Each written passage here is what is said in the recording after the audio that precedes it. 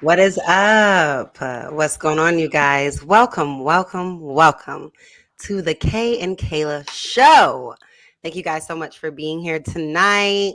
What's up? Shout out to the Green Gang and all the fam in the chat.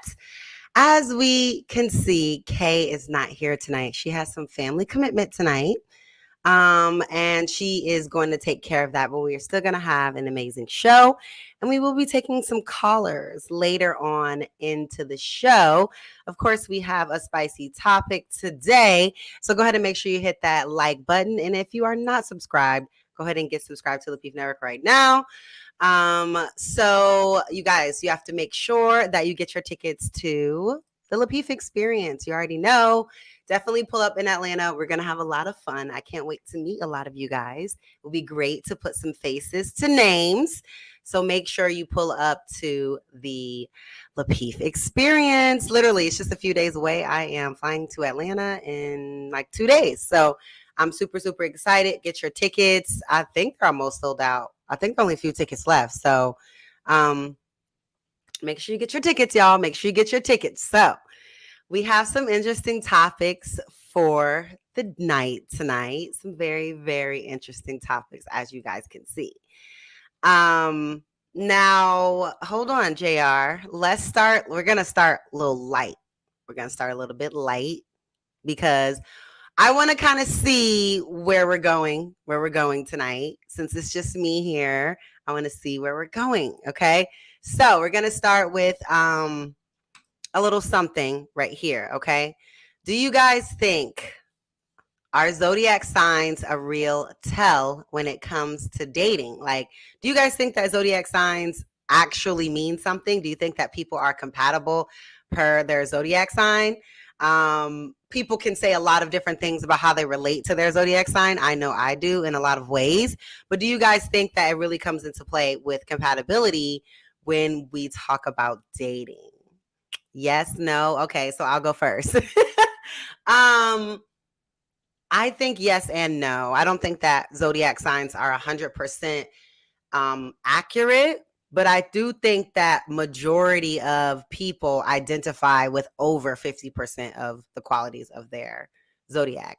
I don't think it has anything necessarily to do with the superficial zodiac things that you think of, but maybe more so when it comes to energy, when it comes to your relation to the elements of the world. I look at it more like that and on a spiritual level, but I know some people like to get into like the more popular superficial parts of like zodiac. So me, we all know I'm a Gemini and I do identify with that. I do think that I've seen in my dating history that being an air sign and being like very free with my energy, that I go well with earth signs, people that are very solid, that balance me out, that kind of hold me down, right? So that's what I mean when I say a tell. So what do you guys think? Do you think that zodiac signs are a tell when it comes to dating? Let me see y'all in the chat. What we got going on? Yes, Geminis are the best.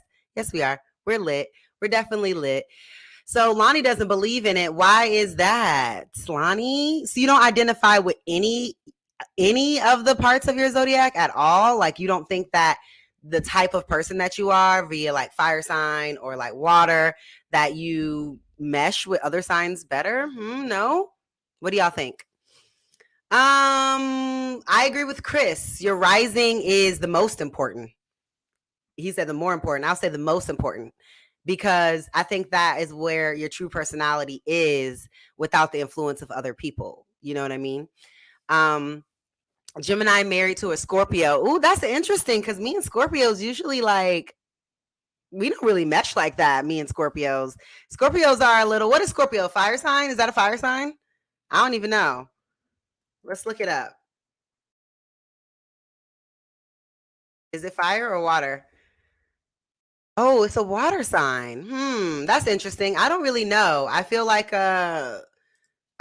go more with earth signs. I just think that, water and fire and air, I don't know. It can have an issue, but I think that's a good little icebreaker. I really do. Aries, the sky god. What does that mean? What does that mean, damn the Luke? I'm not sure what that means. But I do genuinely think that every single person identifies with a part of their zodiac sign, whether it's rising, whatever it is. I think all people have character traits that go along with that sign. Some people lean into it, some people don't. But I do think that they do tell a lot about compatibility. I really think that they do. Now, if you're not in the dating world, it's hard for you to say because you've been with your same person all those times, all this time, right? But people who are like been dating, been in and out of relationships, I think can agree that the zodiac definitely like can be a tell to if you're going to continue to date that person, like if there is going to be compatibility, chemistry there. Jordan doesn't like fire signs. Fire signs, I'm air. So you know what you do when you blow air on fire. It's just a bigger fire. If for me it doesn't work either. No. No. We try. We really do. We try. So moving on. Y'all heard the news?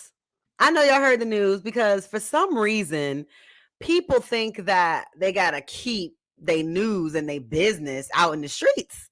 So Neo's wife felt the need to do so. She did. And she came out on,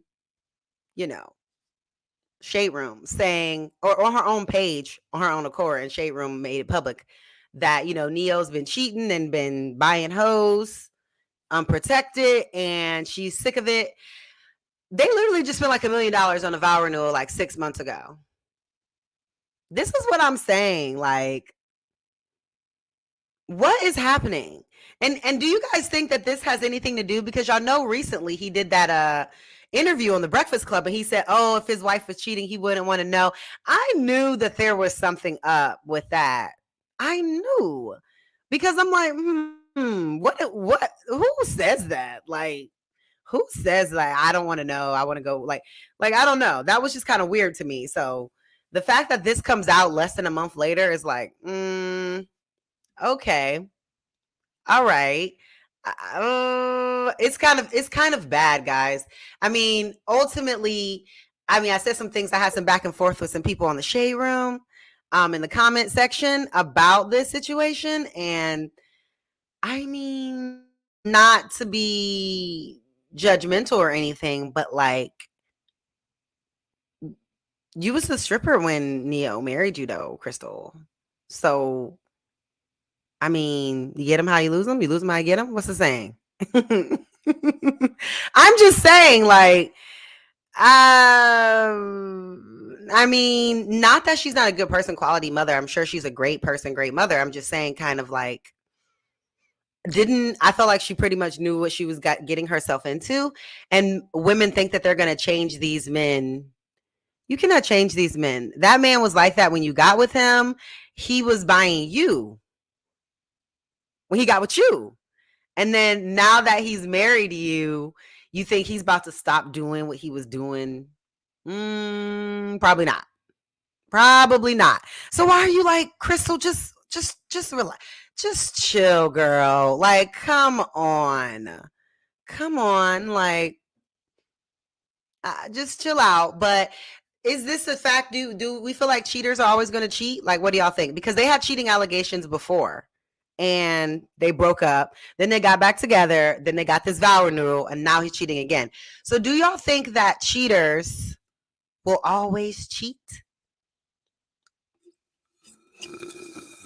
Y'all know how I am, drinking something. Shout out to Ready to Love. I hope y'all seen the episode. Check it out if you haven't. About to open another one. I need some energy. But yeah, so what do y'all think? Do y'all think that Neo is gonna forever be a cheater? I mean, he was cheating, now he's not cheating again. Now he's caught cheating again, even after they got back together. Lonnie wants to know, do you think he's bored with her? That's a good question. How long they been together? 8 years. And I believe that she was still dating him when he was still married to with Monyetta. So maybe longer than 8 years, but maybe a decade. I mean, do you ever think that he wasn't cheating on her, like, throughout the relationship? Do y'all ever think that he was ever faithful? Because I'm not feeling that way. Lonnie. I'm not feeling that way. I'm not feeling like he was faithful at any point in this relationship. So why are you making a big deal about it now? I mean, tell me if I'm wrong. Tell me if I'm being harsh, y'all. I could be wrong, you know, but he been a cheater. He was a cheater. He cheated on Moneta with you and a bunch of other hoes, and now he marries you, and you think like, girl, just enjoy the millions and just relax. Like, why are you doing all of this? You trying to get some attention? Mm-mm. It's just weird. Super weird. Shout out to Ricky. He love them hoes. Yes, he does. He always has. And she was one. I'm sorry to say. I mean, I don't know for a fact, but I mean, she was a stripper, so it's quite possible. So I don't know. Point of view says a cheater can change and a whore can change. The right one got to come along. But is Neo the right one? I mean, he's $1 million entertainer. I'm just saying, is Neo the right one? I don't know. You right, Mimi? You absolutely right. She doing the typical basketball wife ex move where she's about to create some clout and relevance for herself before she leaves the marriage. I don't know who she thinks she's gonna find out there with 3 kids under 10. I mean, whatever, but she possibly could. She's pretty, whatever. But yeah, I mean, now maybe the reason why she's publicizing this is because she wants to get some clout, start making her some of her own money before she leaves the relationship. Who knows? Okay. Okay, you guys. Okay. Yeah, so that's okay, y'all. That's okay. Well, shout out to Neo. I'm really sorry that, that they're going through this. It's really sad when couples break up. But I don't know if they should break up. I feel like they should just stay together. And Crystal, I mean, just chill. Like, but then again, I'm all here for not accepting disrespect because I don't accept that. But I also left the situation like that because of that. But girl, homegirl, you stayed for the luxury. So this is what comes with it. And I knew that came with that lifestyle. And so that's another reason why I didn't stay with that person. But yeah. Prayers to them. Definitely wish them the best. I hope that they can figure out how to co-parent healthy and that those children still have their father and both their mother, father in their life. And it's just sad to see stuff like this happening in the Black community. It's pretty sad, really, really sucks. So shout out to Neo and the family. All right. So we got another topic that I want to get into before we get to main topic. Excuse me, y'all. Before we get to main topic, and then after we get to main topic, I want to bring some people up here and see what y'all got to say about this little viral video that is flooding the internet, right? So next topic is, who makes the rules in the dating game? Married people or single people? Who makes the rules? So there's a couple. I seen this kind of going around. Y'all know I'll be in the clubhouse streets. So I seen this going around in the clubhouse streets. And, I just wanted to get a little more insight from the YouTube streets on what I was hearing.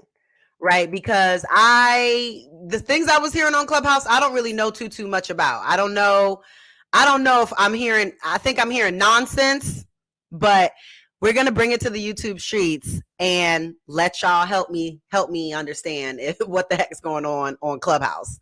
Because y'all know I love Clubhouse. I really do. That's where I really started this whole, I'm about to talk all day on these long ass shows. You don't talk this long in journalism, which is my background. We just, things are scripted. But anyway, so what do y'all think? Who makes the rules in dating, single people or married people? So on Clubhouse, the consensus was that married people make the rules in a dating game because they're the ones that have found the way out of it, right? They have the answers, they have the key, they crack the code, whatever by getting married, right? And so they're the ones who make the rules for the dating game in terms of how you maneuver around the dating game, right? There's a lot of pushback from people saying that, well, no, single people make the dating game because once people get married, how can they make the rules for other people when their focus should only be that one person? When single people are the ones that are interacting with more people on a regular basis as they are dating around the pool, in the pool, right? Swimming around the pool. So what do you guys think? Who makes the rules in the dating game? Is it single people or is it married people? What we say in these comments? Ricky says single people. Okay. Okay, see? I thought that too. What up, Jeffrey? Okay. Married people. Bobby says married people. Okay. That's interesting. A lot of people in Clubhouse were saying married people. Got another single people. So it looks like we're 3 for 2 out here. But Ricky says negative. I'm out the game. I recognize the game though. So that's what I'm saying. How are married people making the rules for dating when they're not in the game? You're not in the pool. You can't make rules in the pool. You're not in the game. You're literally not in the game. So that's kind of hard. It's an interesting question though. So I just wondered if this is something that it seems like the YouTube streets are split down the middle, whereas the Clubhouse streets were leaning more towards married people. Eugene says married people because every relationship should mimic married life. No, it shouldn't. You should not be playing house with people when you're dating. You shouldn't be doing that until you get into a serious committed stage where you're building on, being married to that person. But just in dating, I don't think you should be operating as married people do in dating. Y'all are right. I think this can go really down the middle. I think it really can, because the rules in dating are different for different people. As y'all hear on this network, people have so many different viewpoints on marriage. On dating. There's some people that believe in not dating at all. There's some people that believe in dating only one person at a time. There's some people that believe in multi-dating and like having, meeting different people and doing different things. So depending on how you date, I think that is what really sets the rules, because you can't set the rule across the board if we're doing different things. Right? No, yes, I think so. I really think that's it, because the rules for multi-dating are definitely not the same rules for if you're dating just one person, literally only speaking with one person of the opposite sex. You know what I'm saying? Like, the rules are very different for you than it is for someone that's dating multiple people and not committing to anyone until, like, not like people who like me, like, that don't do situationships. Like, I don't do situation. Like, we're together, we're dating. Like, there's no, we're dating, but like, we're not serious and talking marriage, because why would I stop dating other people if you not want to be serious talking marriage? What would we doing that for? What are we doing that? We're not doing that. Yep. So, let me see what else we're saying in the comments. Married people can tell single people how to get what they want, either for the long term or short term. What y'all think about that? I don't know. I mean, it depends on what type of married people, because I've seen a lot of toxic married people, but also seen very happily married people. So different strokes for different folks, for sure. I think that's a good question, though. I think it's split 50-50 down the middle.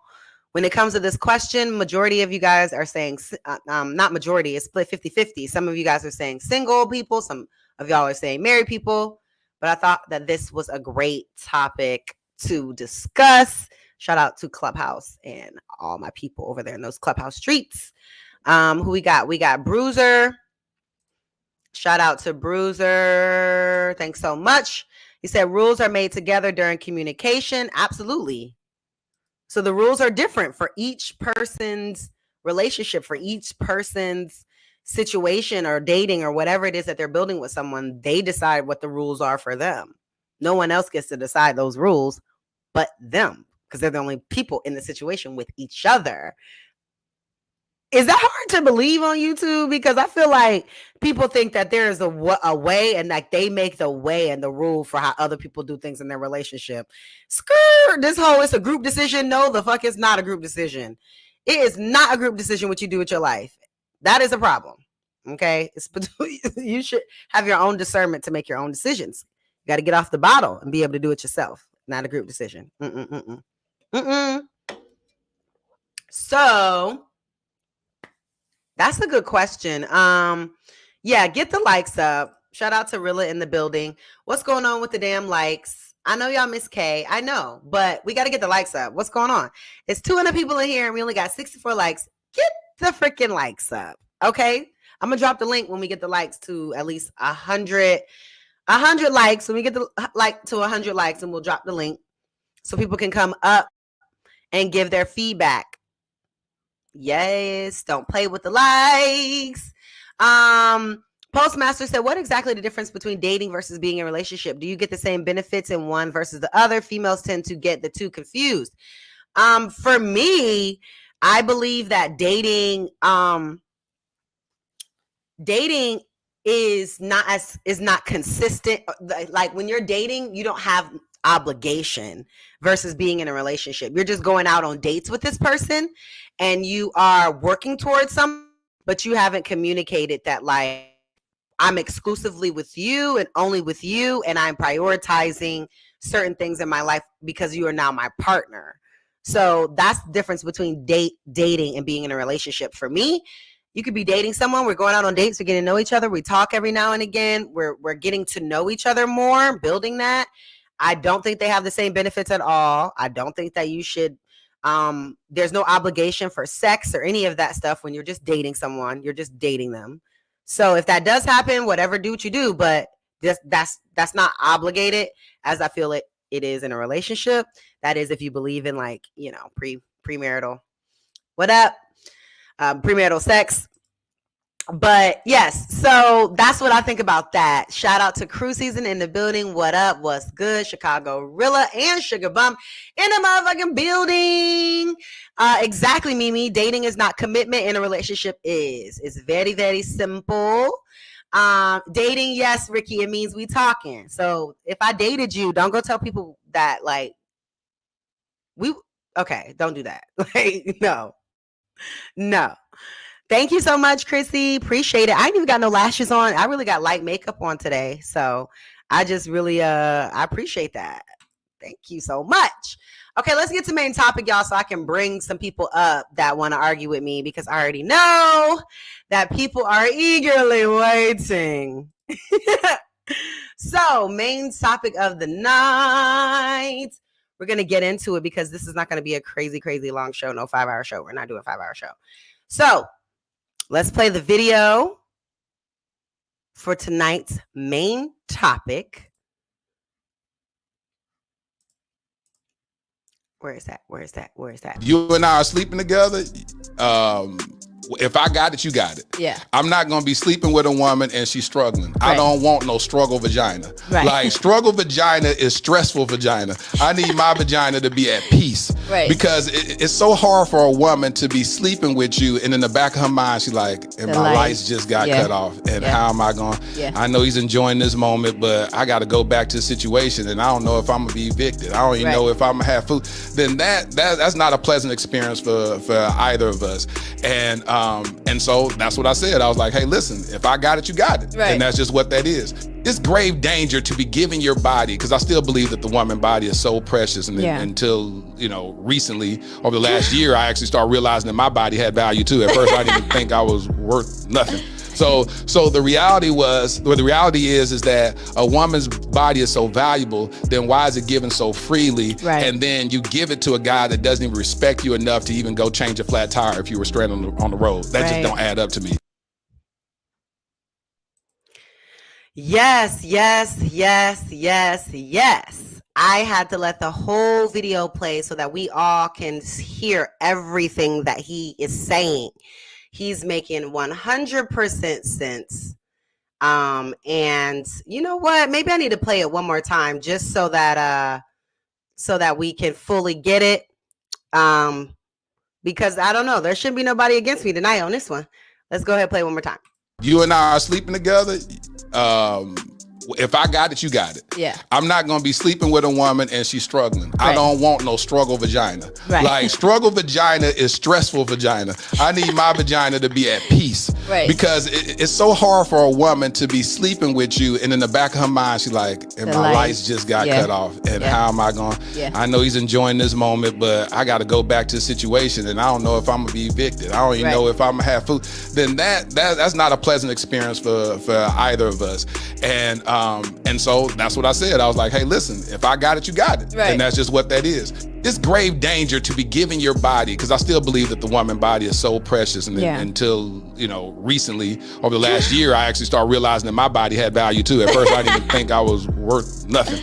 So the reality is that a woman's body is so valuable, then why is it given so freely? Right. And then you give it to a guy that doesn't respect you enough to even go change a flat tire if you were stranded on the road. That just don't add up to me. Yes. Okay, so let's break this video down a little bit. He said that he doesn't want any struggle vagina. Struggle vagina. That is some true. I think that is, you know what? Hearing that from a man got me feeling like, that is very interesting. I will say that when you're not stressing about money, you can be more comfortable and be more relaxed for sure. So I guess I get that for sure. I just agree with everything that he said. Like, there's no way that you should be allowing a man into your body that doesn't got you. Like, you should respect yourself enough to only deal with a man respect you enough to make sure that you're straight, no matter where y'all are at in that status of that course of that relationship. I think that it's crazy that women out here are laying down and giving men pleasure if they're struggling.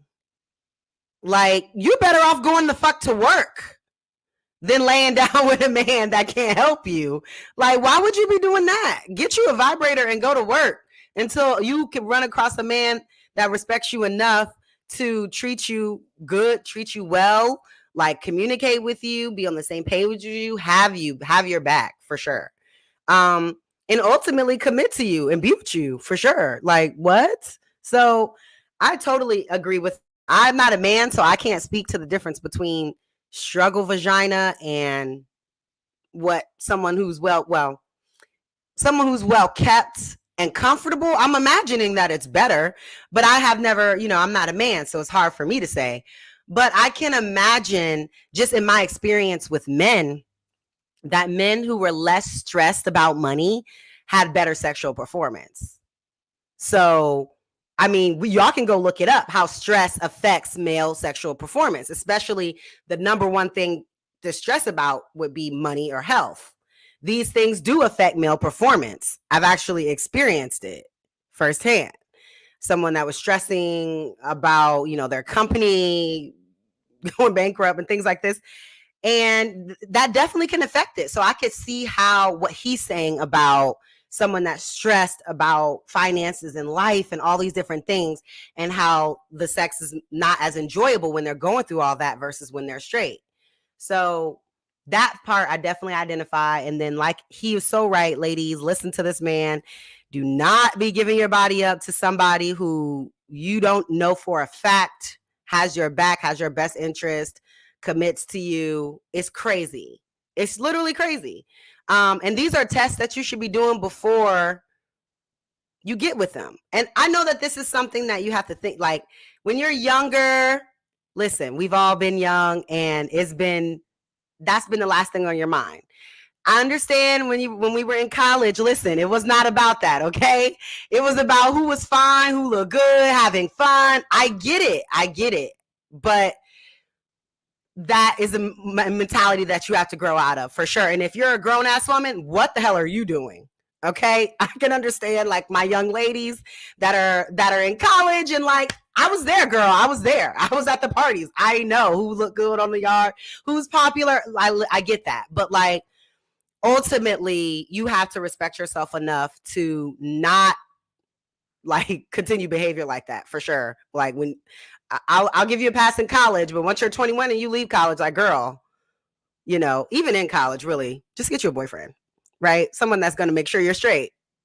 Just take it from me. It's a better experience. But I do think that he has some really great points. And so I'm glad we made this main topic of the night. I'm going to go ahead and drop the link since we are at 105 likes. We had 105 likes in this bitch. So let's go ahead and drop the link. JR, drop the link, drop the link, drop the link. I see y'all in the chat. I see y'all. What up, Fancy? E Black in the building. Thank you so much. Ooh, excuse me, y'all. Sorry, it's not me. It is my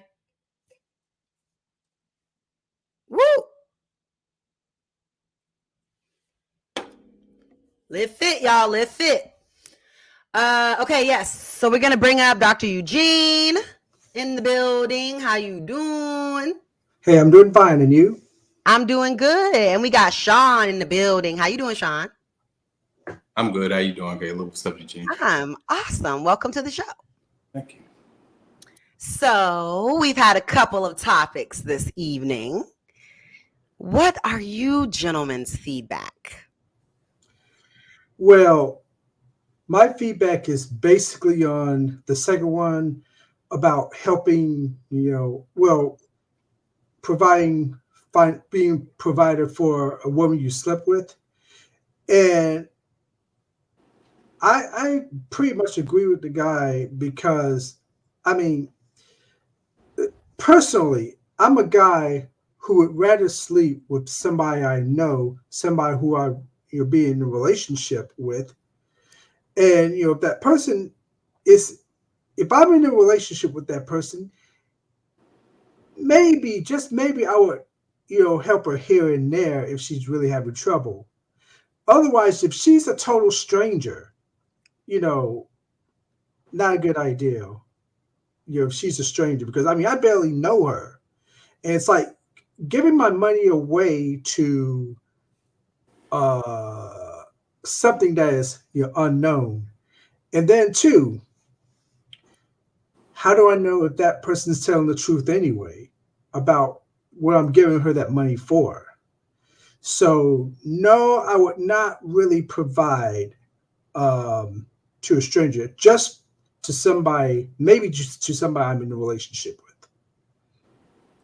So we out here having sex with strangers. Y'all do know that people got bumps in their ass. There's this thing going around and people got bumps in their ass. So I say no. I say no to sex with strangers. I think we should just not do that. That's hilarious. I'm sorry. I'm just saying. I think that we should just say no because I think you make a good point about sex with strangers. I do it, and so this is the tricky part, right? What Eugene says, I agree with. It sounds weird to say that you should have more discernment with your money than you do with your penis, but we know that casual sex is how most sex happens. You know what I'm saying? I'm assuming we all went to college from what I see from watching both of y'all. I'm in a fraternity. I've had lots of random sex. And, all sex is not created equal.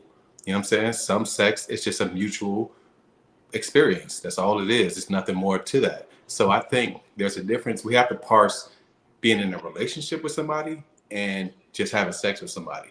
Because if we just fucking and we just fucking, it is what it is. I don't pay to play. But if you my chick, then that's a totally different thing. I'm not going to be laying up with you all the time and things like that and not making sure you're good. So I think we should parse the two. I can understand that. If we are doing the sex with strangers or like the random hookups, then I would say, what do you need to buy her other than a drink?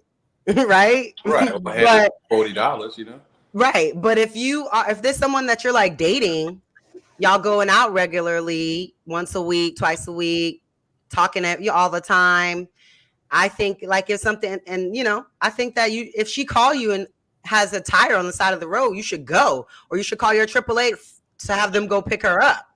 You know what I mean? Or something. But, when when you're just out here in the streets, you probably may not see that person again. So what do you really owe them?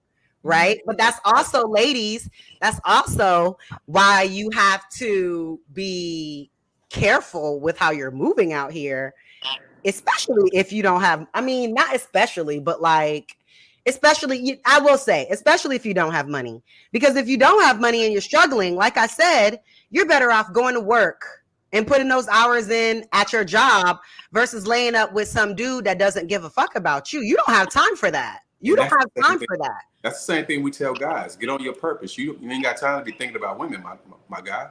You need to be on your purpose. So it's the same with young ladies. It's the same thing I would tell my daughter. You ain't got time to think about these dudes. You know what I mean? Yeah, I agree, man. What Sean, is it Sean? I agree with what Sean said. First of all, I think the way men operate, we're not going to be laid up with some chick that we're not really, in tune with like that in the first place. Like if it's casual sex and it's just casual sex, we're going to handle our business and be gone. Right. That's what it's going to be. Oh, gentlemen. But you know what? I've actually been in this situation, and I mean, it had a slight twist to it. I think we were together just too long, and she had a situation where she a little short on her rent and stuff, and had been trying to figure it out. And I had the money to take care of that, but between her and I, there was just some stuff going on in a relationship with baby dads and all that kind of stuff that I wasn't liking. And I felt like she was disrespecting the relationship a lot. So, I was in the middle. Like, do I feel like I'm obligated to invest my money, my hard-earned money, into your situation? I don't even feel like I'm getting the respect that I need out of this relationship. I feel like it needs to work both ways. If I'm gonna put my money into this household, then I feel like these basic rules should be followed. And if not, I don't feel bad that I'm not putting my money there. And she tried to make me feel bad for that. So I feel that, especially if she got a baby daddy. You got to pick y'all. If you are going to be somebody with a baby daddy, then you need to pick wisely. That should be the last thing you should be worried about if you got a baby daddy. What the fuck? Right. I think the rent? Just little stuff. The rent? I ain't talking about some trip or the rent. Right. What? Where you and your child lives? That should be the last thing that you have to worry about if you have a baby daddy. Now, if you have a deadbeat, I'm sorry to say you made a bad choice, but whatever. Here's the tricky part of it all, though. A lot of times, so if we're talking about helping somebody out that you're with, that's one thing. If we're talking about completely taking care of somebody and y'all are just dating like a couple or whatever, I would think that any guy that's doing that would have some type of rules and shit he wants you to abide by. So that gets into how much you want to comply with his program. You feel me? Because now that's when people get into that whole modern woman type thing. I don't really get into that shit, but like you want somebody to drop the bag, but you really want to do whatever the fuck you want to do too. It don't work like that. Once again, I don't pay to play, so I have no experience with that. But I would assume that, somebody that's a trick would would have some rules with it too. Yeah, that's what I was about to say. It's basically like tricking. If you're gonna help some random woman you do not know, or you barely know, to help her with her finances, and it doesn't really make any sense to me, unless you're really thirsty for her. But again, I'm from the old school. I'm not that thirsty, Yeah, I mean, yeah. Some people are. Some people are. Some people aren't. What? Yeah, so I mean, just the requirements. I feel like if a man asks for certain things, and then you expect, just because y'all together and y'all might go out and y'all done met family and all that, and you're in that type of situation, do you expect him to take care of that little issue you might have? If you short on something or you might need some help, but you are not really respecting him or complying with what he's asked you to do? I mean, if I'm not respecting him and complying with what he asked me to do, I don't see the relationship being successful. So in my successful relationships that have gone on for years, I'm respecting and complying with what it is that he wants me to do. So I don't see why that would happen, but I definitely think that I would expect that, yeah. But I will only expect it on the level that I know he is on. Like wherever level he is on, that's what I expect in terms of what he's able to contribute to me. So when I was dating a guy that only made $100K, I'm not expecting him to I'm expecting him to do like modest things, you know? When I was dating someone who had like $1 million company, the expectations for what were different because that was just the life that we were living. So it's based on where he's at in terms of where I place my expectations. Because I'm obviously not going to expect, if you make 120, I'm not going to expect you to like buy me a car, buy me a condo. Like, what the fuck? You cannot do that. I know you can't do that. But I would expect you to get me nice gifts, take us on nice trips. You know what I mean? These are things you can plan and budget to do. And, you know, so yeah. Your name's Trayvon, is that how I said? Yeah. Trayvon, bro. If you dropping that bag, you better be dropping your nuts too, dog. For sure. Drop your nuts, my nigga. Like, I feel that. You gotta stand tall, cause man, I know so many chicks that be finessing the shit out of niggas, bro. And I thank God I ain't never let nobody finesse me under no circumstances. So you gotta drop your nuts. I'm just saying. That's a you situation, and that's a her situation. If she's a finesser, she was doing what she was supposed to do. She identified you as somebody who was sweet, you know what I'm saying? And she tried to finesse you probably. That's what it sounded like to me from the outside looking in. And your job would be to tell her to kick fucking rocks. You feel me? I mean, it's really that simple. It's all about what we allow. Like Kayla always talks about what she allows and what she ain't gonna go with. And shit, you stand 10 toes on it. Somebody can disagree, but it is what it is. Those are her standards. Absolutely. And they're not gonna change. And there are people out there that can meet them.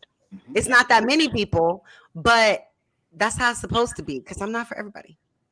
But you know what, Kayla? Not to change the dynamics of the conversation, but I think we touched a little bit of this on Sunday, because I think you was on the panel on Sunday too. And I don't know who mentioned it, but one of the ladies said you should not be treating that man like your husband until y'all to that point. Like I don't know what topic we were on, but somebody had mentioned like we shouldn't be doing all the extra stuff with guys until we're to that point. So now we kind of having that same conversation about men, like, are you gonna stay? You gonna be there for your girl, and y'all just at the relationship level? Ain't no commitments involved. So I feel like if that's the case, it got to work both ways. I was about to bring that up, bro. That's called finesse once again. Okay. So in the beginning, you're not gonna finesse me. In the beginning, there are things that men do, but it's only to a point. It's just only to a point. And then if he is really looking for something serious, he either is going to get it or going to cut you off. If he's sweet for you, he's just going to keep going however long you let him go until you cut him off, because there are men that think that they can wear you down, and they can't, because that shit does work. It does work. You know what I'm saying? So they just wear you down until either you have a vulnerable moment or you just be like, okay, he a real one, because he just won't go away. You know what I mean?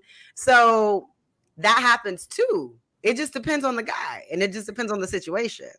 But when do we cross the threshold between this is just, first off, okay, we just dating, now we're in a relationship. When do we cross the threshold to where it's okay for one party or the other to start playing house? Because if we ain't playing house on one side, we ain't doing that shit on the other side. Because playing house is paying your bills. You feel me? Right. You can't be like, I'm not gonna come into your apartment and your domain and cook and clean. But okay, so I don't believe in shacking up. So the things that I would require, unless like I said, I was like in my ex-fiance and there's like a lot of money. But from a regular man, all I would, or not regular, because I guess 100K, 150 that's not even the average, right? That's still above average. But even the regular man regular man that I would date, you know, I don't expect him to take care of major things until we move in together. So I expect to pay my own rent, my own car note, things like that. He can give me money just to give me money. You know what I mean? Like, babe, go buy some clothes. You know, look cute for this weekend. I need you to come with me to some event, whatever. You know what I mean? Like, but I don't expect him to pay my regular bills, but I expect him to do all the other things. like do things for me that I can't do for myself. You know what I'm saying? Or stuff like that. Until we move in together and get engaged, then I expect you to pay the mortgage and pay everything around here. And I'll continue to pay just my own personal things, which would be my car, my investment property, and my student loans. Unless you got it like that, then you would just want to take it all on because, like, you would want me to be more available. Wait, no, hold on. Because there's this misconception about high value men, okay? In my experience, high value men prefer women that don't have as much going on because you can just be more available at their beck and call. So me working and being corporate, that was never like, they didn't want that. It was just be like, let me just pay for the shit because like when I want you to be here, like I need you to be there. So that's what it is. Not like, oh, not like that. It's more, it's still control. I thought, listen, when I first did that shit, I was like, oh! But it's control. And if they don't have your best interest, it is the worst thing you can do as a woman because now you don't have your own income. And if it's not going the right way, what can you really do? You know what I'm saying? Like, so it's be careful. Right. But yeah, so that's what I think. You made some interesting points. You really did. But I think it depends on what each person wants. Like for me, with multiple businesses, I need somebody that's going to be actively engaged and be an asset, help me as it relates to building and scaling these businesses. Like, so I don't really, the other shit, like I cook, clean, do all that type. I don't need you to do that type of shit. But in terms of wealth generation, that's what I'm about. And then it becomes a struggle. Like if I'm the person, like literally I'll be gone for 3 weeks at a time and shit like that, out of town, running the business. Mm-hmm. And at some point, if you have a partner that can partner with you in certain ways and help to take things off your plate, I think it flows better. And then too, if we're in business together, then we can travel together and do things like that, as opposed to you just being somebody who's absorbing resources. I don't know. You know? Right. But we are. Yeah. I totally agree with that. I totally agree with that. And that was a part that was you utilize your talents for wherever they're best suited in his situation. And I actually enjoy that. That is why I tend to lean towards like entrepreneurs and businessmen, because I feel like I'm very well versed and I like to be an asset in more ways than just this, because this is obviously an asset. But when you feel like you have assets more than just a pretty face and that person doesn't want to utilize them, it's not that cooking and cleaning isn't enough. It is enough, but like, I don't know. I'm a different kind of woman. I don't know.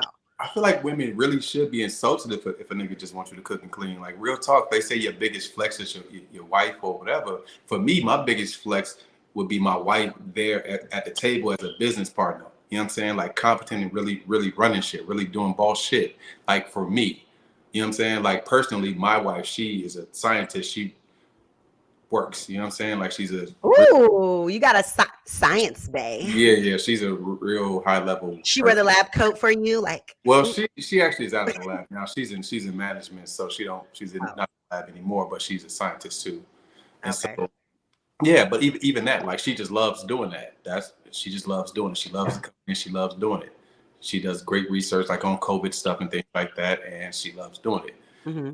You know, so with her, it's just like she's not on the business type of time. You know what I'm saying? But you know, it is what it is.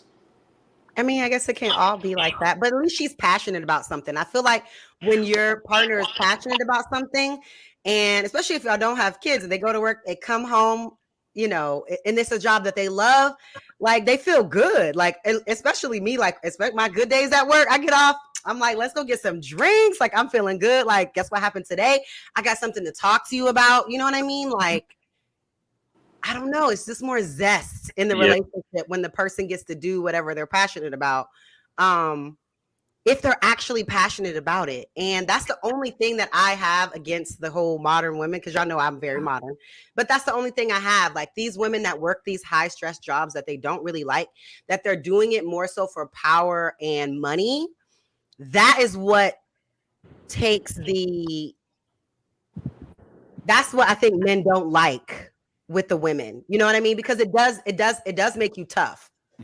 It does make you tough, right? But when you're doing something you're really passionate about, I feel like you can kind of stay in your little place and be better in the relationship, even though you are working and you're modern. So I know a lot of women that are doing corporate jobs that are so high stress. I don't know why they're doing this. I mean, they got bread, but I'll be like, girl, like, yeah, if I do, marry somebody, if I want to let her work, I mean, I will let her work just as long it is something that she is passionate about. It's got to be something she's passionate about, because I'm going to be working too. I don't want to make her feel like she's got to work to take care of me. I don't need anybody to take care of me. Okay, and besides, if I sit at home and do nothing, that's just lazy to me. Okay, so yeah, I want to be that safety, just like what was that actress name who had a husband who was a cop? I forgot what her name was. She's on that new show, Black Love. It came up on my YouTube. I love her, and she retired him because he let her not work while she worked on her acting career. She was on, what's her freaking name? I just saw her on a promotion.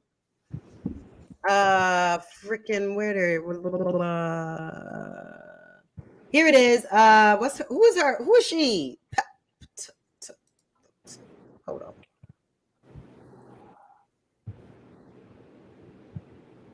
I don't know her name. I'm looking at her. It's gonna drive all of us crazy. Tabitha Brown. That's who it was. Yeah. Right? Yeah, I mean the guy was being a safety net, to her, because he knows, he knows, about acting and how and the longevity of it. He continues to work, and then she decides to retire him now. Yep. I don't want her to retire me, because again, at that point I'm able-bodied, I want to work, I want to continue to work. But yeah, she wants to work, gotta be something she's passionate about.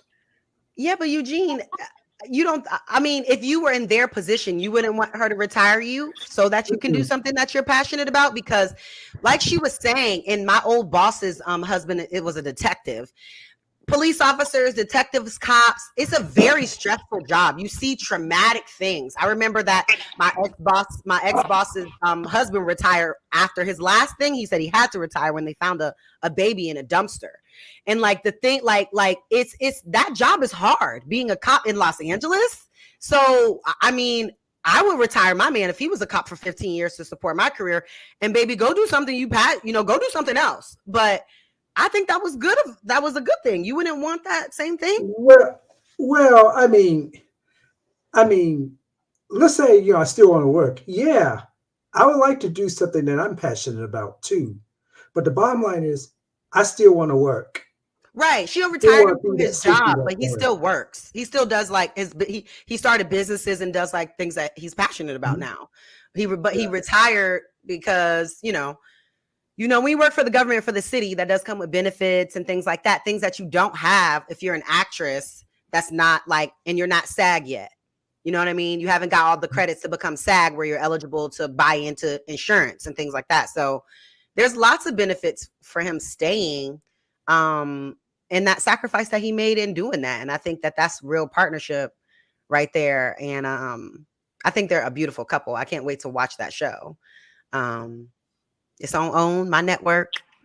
So shout out to OWN. I think maybe a better way to say it is she put herself in a position financially that allowed him to transition to a different place, working in a different field.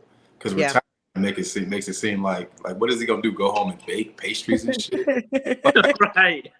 You know what I'm saying? No, but I think when you're in a good position, I think I always would say, if you are a man or a woman that your duties are at home, I always think it's the best thing that you can do if you don't have a job or don't have a passion about anything is to start a charity and to run business and help people. I mean, that's a job. I don't know if y'all ever worked for a nonprofit, but I have. And that is a corporation. You know what I mean? It can become that if you are able to get donations and grow and actually make change. So, I mean, hey, whether he's sitting at home and he started a charity, I mean, just do something. Yeah, I agree. Just don't become shit. Like, only because I've seen like that empty nester thing, and I don't like it. Like, my mom's an empty nester now, and sometimes I feel like she's very hands-on mother, and was a wife that like did all, but now that we're gone, it's kind of like, what do I do? And it's just like it's I'm not even there yet. My daughter's about to be 16, and at the end of the year. But even as you see it like oncoming, it's like, damn. Even the progression of it, it's just like you get so used to them needing you and being like little stalkers in the house and shit like that. Then they get more and more independent. Then you got to go to their room to actually see them. You know what I'm saying? And things like that. And it's like, damn. You know what I'm saying? Even with just seeing it coming, it's like, damn. Your whole life has been revolving around this little person. And really, they're the only thing in life that you truly have ownership of. You know what I'm saying? And so it's just like, damn. So I couldn't even imagine how your mom is right now. Yeah. It definitely puts things in perspective, like mortality wise, And I think that is why I do want to try to cultivate good family, because I think it's just important, when you start thinking about your mortality and your life and like how this thing really like ends or whatever, So I think that's important. But yeah, click that link if y'all want to come up on stage. So also, what did y'all think about the Neo topic? Do y'all feel like once a cheater, always a cheater? I mean, he cheated on Monietta with Crystal, and now he's cheating on Crystal. It's dumb. I hate that phrase. Huh? I said I can't stand when people say that. I hate that phrase, that terminology.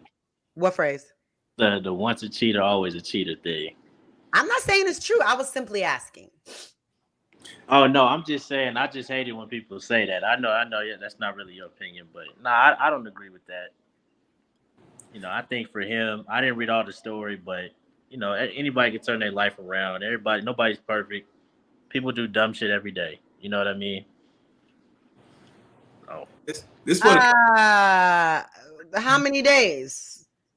Right. You said yeah. It's been years. How many days? How many times has he cheated? Do we do the dumb shit? Like once a week? Like, what are we doing? Right. How many times did Neo cheat? How many times did he cheated? I mean, he cheated on Monietta with a bunch of hoes and Crystal, and then he married Crystal, and he's cheating on Crystal with hoes now. I mean, there are a couple layers to this. The first layer is that, and I think I heard you speak to this earlier. At some point, there has to be a level of expectation that comes with people in a certain lifestyle. That's what I said. I'm not saying Neo is Boris or anything like that. I'm not saying he's the most handsome guy in the world, but he has access to the most beautiful women in the world. And so what happens when you have access to, when we were broke, going to Fogo de Chao or something like that was a big thing. When you got enough money, you can do that shit every day for lunch. You know what I'm saying? Eat a little bit of your food and throw the shit away and it's nothing. It becomes like McDonald's. So what I'm saying is that at some point, Beyonce, when Jay-Z was on tour, she was the most average looking woman probably that he saw in the course of a day. And we know she's beautiful. But looks wise, you have the most beautiful women following you around, ready to do anything, them and their friends. So that's a lot of temptation. Now, she has all the intangibles and everything. She's an amazing person and she's an icon. But at some point, there's the person that you're dealing with on that level has access to a lot of yous. Now, they may not have what you have, the intangibles and things like that. But in terms of a wet vagina at the end of the night, it's very easy to find a pretty one that's willing to give it to you. And if you don't understand that, you can hate it or whatever. But if you don't understand that, then you're playing with yourself. Exactly. Let this man cheat in peace. Leave this man alone. Yeah, now that I know that, you can't really. Right. I'm sorry. Honestly, these women know what they're signing up for. You're able to tell with certain type of men how they move around, because I don't want to label all men and athletes the way that they are. Because a friend of mine from Howard is married to a guy from the Tampa Bay Buccaneers, but he's not that kind of guy. Never was before she got with him. Still isn't now. At home, family guy. You know what I'm saying? Always has been. You know what I mean? But for you to think that with a man like Neo that was cheating on his wife with you and other women is gonna be different with you is just insane to me. You won. You came up. You done got you a check. You got 3 checks. You got 3 kids with him. Chill out. Like, what are you trying to do? What do you think? Like, come on. She would do better trying to understand how to leverage that situation. You know what I'm saying? Because if you replace his name with the next 3 niggas' names that's famous, you're gonna get a different version of the same nigga. You're crazy if you think anything different. You're gonna have to get a regular guy to get someone that's gonna be faithful, and we know she's not gonna do that because these women feel like, oh, once they're with someone that's big and famous, they have to be with someone as equally or bigger, and that's not gonna happen, Crystal. I'm sorry, Crystal. Sorry, girl. But now, I'm sorry, girl. But now that question about what's a cheater, always a cheater? Yeah, I don't agree with that either. But here's the big question: it's about the individual. Will he always be a cheater or not? Because there are some men who actually learned their lesson and stopped. Right. Either that woman would give him another chance, or if he gets into another relationship, he learns the lesson from the last one and never cheated. But then if you look at Neo, right? Cheating numerous times over and over again. Dude. Why? I mean, I understand you're rich, you got all this access, but dude, come on, you know. But also, we don't know if they discussed that. Maybe she knew he was gonna cheat, but maybe he took it a step too far. Maybe it was somebody she knew. Maybe, you know what I'm saying? We don't know. Maybe she wasn't. It could be. He could have. Well, I don't know. She made it a point to say, selling. He's having women selling their bodies unprotected. So I don't know. Maybe she's scared of the monkeypox. Like I said, people got bumps in their ass. People got bumps in their ass, and maybe she just feel like this is the last straw. I mean, now you're not even using condoms. Like, you know what? I was letting you do your thing, but people got bumps in their ass, and I'm not standing for this. Maybe that's where she just got fed up, and she was just like, listen, like, you're putting my life at risk. Because I've heard a couple different girls in the NFL who've got STDs from their boyfriends. But so think about it. We saw with Melo and Lala, like Melo was doing his thing, but then he had that side baby, and that was too far. You feel me? Yeah, that baby like 5 or 6 years old. I seen her, and she looks just like him. Gorgeous girl. Like him. Gorgeous little girl. Yeah, just like him. So I don't know, but I do think. I mean, we're talking about, you know, cheater, always a cheater. I think that in life, you know, people change. People, you know, you could have been a petty thief as a teenager. Like, who didn't steal a bunch of shit as a teenager? You know what I'm saying? I wouldn't dream of stealing shit today. You know what I'm saying? For what? My literally my nickname was Shiesty. You know what I'm saying? I wouldn't dream of stealing nothing or finessing nobody to this day. You know what I'm saying? We evolve. Are you saying people can change? Yeah. Not everybody will. Absolutely. People can change. It's just for the right person. You know what I'm saying? It can't be somebody forcing them. That we have to. I'm a person who never tried not to cheat. You know what I'm saying? Generally speaking, in most of my life, I cheated on every single one. I never even thought about not cheating. It wasn't even an option. You know what I'm saying? Not until you get to the point where you're just like, I'm not on that no more. Can't nobody force you to do it or nothing like that, or bully you, or shame you. You just have to wake up one day and not want to do the shit anymore. It's just that simple. Do you think? Well, I was just going to ask all the gentlemen. Do you think it's the woman? Do you think the woman has any influence on you not wanting to cheat, like in your next relationship? Like the type of woman that you choose, or do you think it's totally innately in you to be a cheater? I think she can provoke those feelings or that decision a little bit, but ultimately you still got to pull the trigger on it. I think if you got a good woman and you're accustomed to being a cheater, I think if you have a real good woman in your possession, for some guys, it may make them think a little bit and change their thinking. But like you said, you're the one who has to wake up and be like, I'm not really rocking with that no more. You know, so I don't think she can change you completely. I just think she can provoke those feelings and those thoughts a little bit. Sean, Eugene? See, I think that's tough. It's hard. You know what I'm saying? Because you know what I think? I think sometimes the reason I don't get, some men be like, you know, cheating is a deal breaker. For me, it's not, because I understand that sometimes shit happens, which sounds crazy to people when I say that. But you know, sometimes monkeypox is going around. You know what I mean? Monkeypox is going around. Yeah. Do not.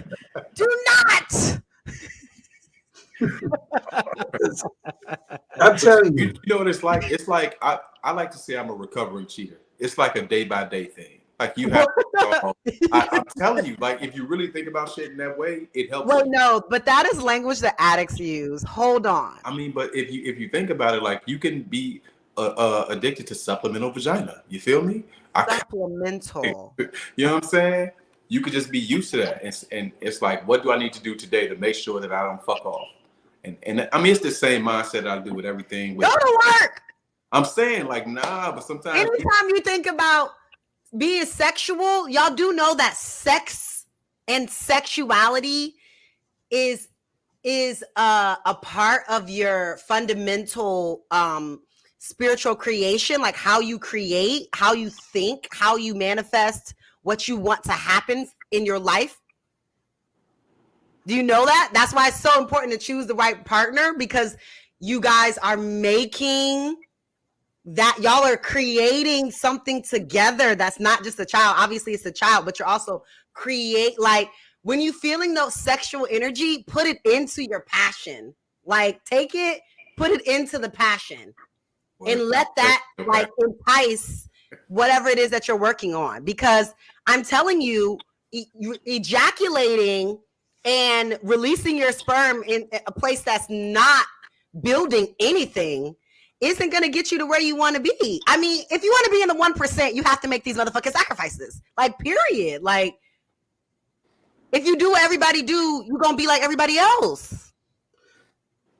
But you know, for me, go to work. Stop fucking bitches. Please. Hey, but now for me,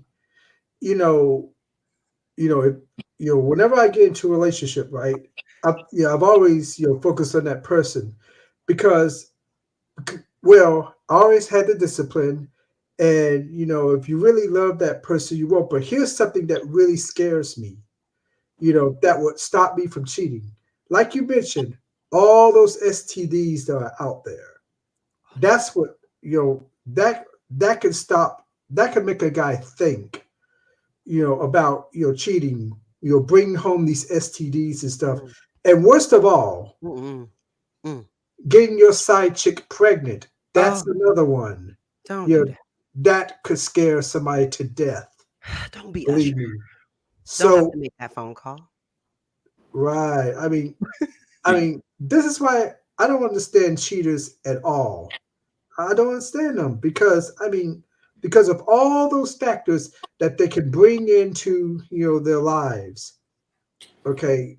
And then they have to try and figure out and how to lie about it. Fellas, let's make it simple. Don't do it. Okay? Don't do it. I wish it was that simple, OG. It is that simple. If you're at work, you can't be fucking. No, Well, that's funny you said that. But I know everybody got them a small business. Now, there's something you could be doing for your business. And the other person that got that same business you got gonna get ahead of you because while you was fucking, they was working. You know what's funny? I think once we reach a certain level of perspective and consciousness and experience, everything that y'all are saying, it makes perfect sense. But think about it. You know what I'm saying? Eugene, everything you're talking about, when you talk about,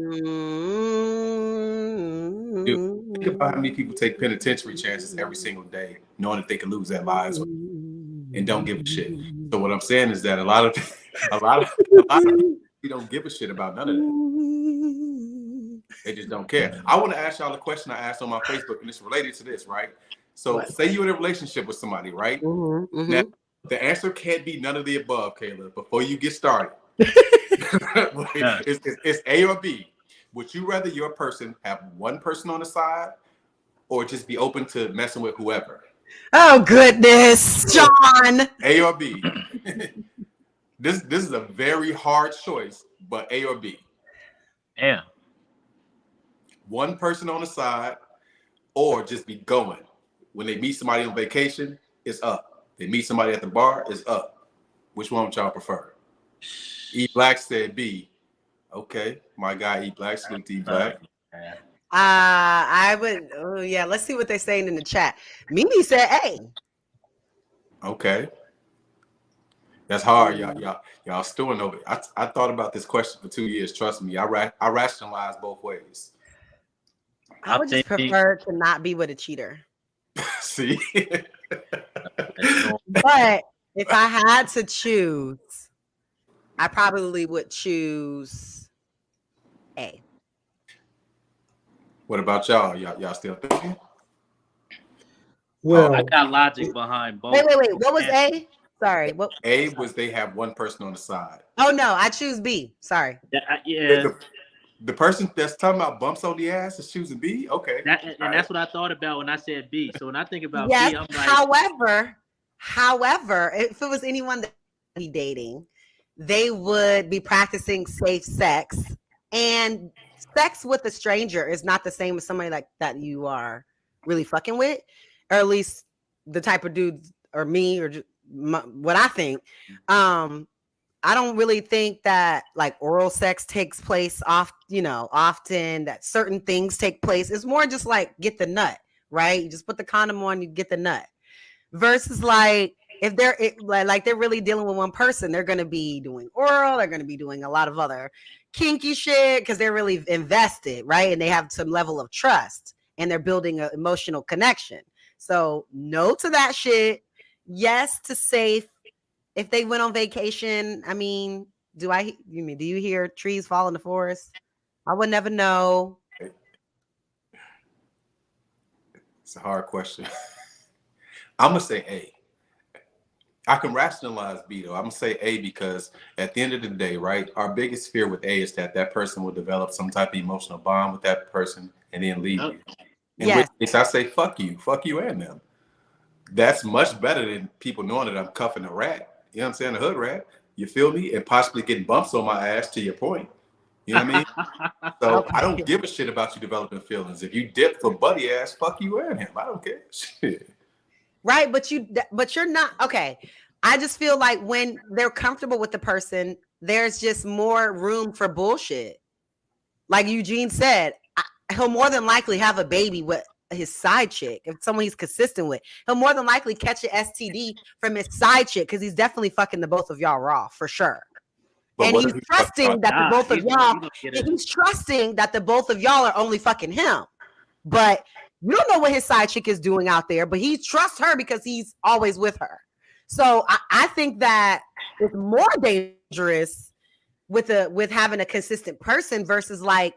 I think you're more safer in doing things in a different mindset when you're just like, oh, it's just I was in Vegas that one time, or I was in Jamaica. I'm gonna keep it a bean, right? You're very trusting, thinking that people that have random sex always use a condom. That's very okay. Now what are we talking about, Sean? I'm saying niggas be raw dogging a bunch of randoms. What? I've done it. Niggas raw dog randoms too. Trust me. Okay. I'm be on some quick drunk shit sometimes. Why are we doing that? Why is that happening? It happens. I don't know why. Because it feels better. Yeah, but what in your head makes it okay? Like you're not scared as fuck when you're done. You're not nervous. I would be so nervous until I was able to get to a testing center. Probably couldn't even sleep well at night. Right. What? I'm not saying it makes sense. I'm just saying that's what happens. True, he's right. You gotta, Sean, tell the people how this is not something that they should do, please. You shouldn't do it. Sheena said I'm nasty. Sheena, yeah, I mean I have been nasty, Sheena. This is the problem, Sheena. mad people are nasty too, but they don't admit the shit. You feel me? And people go so hard to not keep it a buck, but I can keep it a buck. You know what I mean? I can just tell the truth. And I see y'all making fun of me saying, you know what I mean? So oh my goodness. That made me uncomfortable. I'm just saying, because in your scenario, it depends on the guy being willing to not have unprotected sex with the randoms. But what if he is having unprotected sex with the randos too? So he's being Neo. Okay. Mm-hmm. You just playing with your life and mine. Mm-hmm. You can get hurt. Right. So it makes more sense for you to choose A. You can get hurt, Negro. Right. You better stop that. Partner versus, many. A would be a more logical choice. Once we take our emotions out of it and stop worrying about whether or not the person is going to develop feelings for this one person and leave us. If they develop feelings for anybody and decide to leave you, then they did you a favor. You move the fuck on. But I don't want you to think, I can see that. I get your reasoning. You're right. In the scheme of things, if people really are doing their own thing, or if they really are sticking to that situation, it definitely would be safer. Like your side chick's only fucking with you, and you only fucking with your wife. She only fucking with you. That is definitely safer. I'm just saying, like a girl that's not committed to you, I wouldn't count on. Just trust me when I say I wouldn't count on her not only being with you. That's all I'm saying. I totally if she's your side chick, then she's looking for somebody that's gonna be, unless you got dough, right? Then she'll be loyal so she can get her allowance. Mm-hmm. But if you not, you just a regular guy, you just here until she finds somebody else that's gonna either claim her or just someone that fuck better than you do. So right. And Nurse Fancy, you said this is why you need a wife. Let me keep it a beam with y'all. The most common perpetrators are niggas' wives. Y'all think that just because people are married that they're not getting down. Niggas' wives be going live. Yeah, I've heard that. I'm telling you, I can urge that. I'm telling you, niggas' wives be going hard. And I'm talking about got good husbands at home, providers, pastors, all types of stuff. But yeah, but those niggas can't. Those men, sex is really bad. Yeah, I mean, maybe so, but their wives still getting down. So just saying that, that's why you need a wife. No, wives cheat too. Trust me. I've seen it all the time. Wait. You've seen what, Trevin? I know a lot of people in this city, and I know a lot of women that's married. They be at these events, these clubs, these little events, all talking to these other dudes, leaving with these dudes, and their husband don't be nowhere to be found. Some of these guys I know, and this is kind of like I'm stuck between a rock and a hard place. I'm not gonna get involved with it, but I just see this shit all the time. I see it. So he's not lying. But you know what? This is why I encourage people to marry someone that they love, attracted to, and have good chemistry with. I got eaten up on Sunday by saying that I didn't feel that with this guy because he was a good guy, right? Very financially secure, got status, right? But I didn't feel that connection there or the compatibility, like beyond the surface things. Most women that, maybe they feel like they don't have as many options, whatever, would have married young sir, right? And then just had them a little something that they were attracted to on the side, right? I don't want to live that life. I want to have sex with my husband. So I'm not doing that. And I get it. You need to make decisions for the security of it all. But I still feel like encouraging that is like no different than like y'all talking shit about prostitutes and women that escort and shit like that. Because like, make up your mind. Like, women should marry for security, or we should marry for someone we love who we want to get on their program. Like, which one are we doing? Because I'm sorry, a lot of dudes cannot. Their sex is really bad, and a lot of these women are not honest. And so, no, they're not. But here's the question. I would like to, ask the cheaters. Why do cheaters cheat? That's the big question. Well, we know why they cheat. Well, let's let Sean go first since he's versed. Man, let me tell you, like it can be anything in the world. This is the overarching answer. Generally speaking, we can all rationalize our bad behaviors. We can rationalize anything and make it sound very plausible. Sometimes you do it because it's available. sometimes you'll find the smallest reason. You know what I'm saying? Like, oh yeah, Kayla tripping. Oh yeah, let me go out and, you know, bust a woo wop. I know guys that won't cheat with a regular chick, but they'll go and they'll pay for, you know, the happy ending massage lady. You know what I'm saying? They'll go on vacation and they'll pay for some sex or something like that. Oh, Sometimes goodness just for the gracious. fuck of it, and there's nothing wrong at home. So sometimes I think we try to ascribe a reason to things that sometimes have no rational reasoning behind them. They're just things. Sometimes it's just it. Anything else to me is a rationalization of bad behavior that we all do. That, well, some of us do, not all. Some dudes say they ain't getting enough sex at home too. But what? But like, there are men that are getting good sex and still cheat. That's true. I don't know. There's different types of cheaters. There are men that are cheating because they're not getting something at home or whatever. But there are also men that just don't have self-control, and it's available. So why not?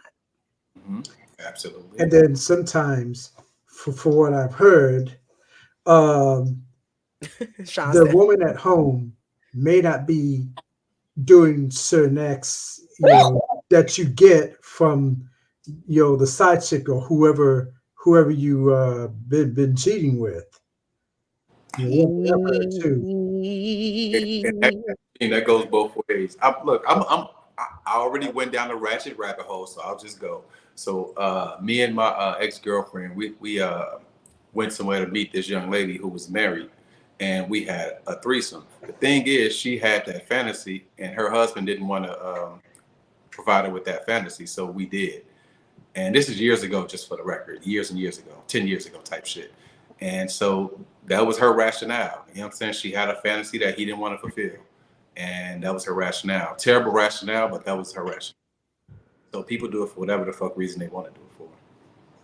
But I mean, that sounds consensual. I mean, that sounds like everybody was on the same page. It doesn't sound like it doesn't sound like cheating. That doesn't sound like cheating, because I mean, people threesomes. I don't think that's cheating. Everybody here is on the same page. So, but yeah, I mean, people have different reasons for why they do different things. Right. The real conversation is whether or not monogamy is natural or whether it's a social construct. That's the real conversation that people don't like to have in real life. Because I think monogamy is very possible, but people are not becoming monogamous with people that make it possible, because they're picking the wrong people for monogamy. So men love saying, "Oh, I don't want no hoe.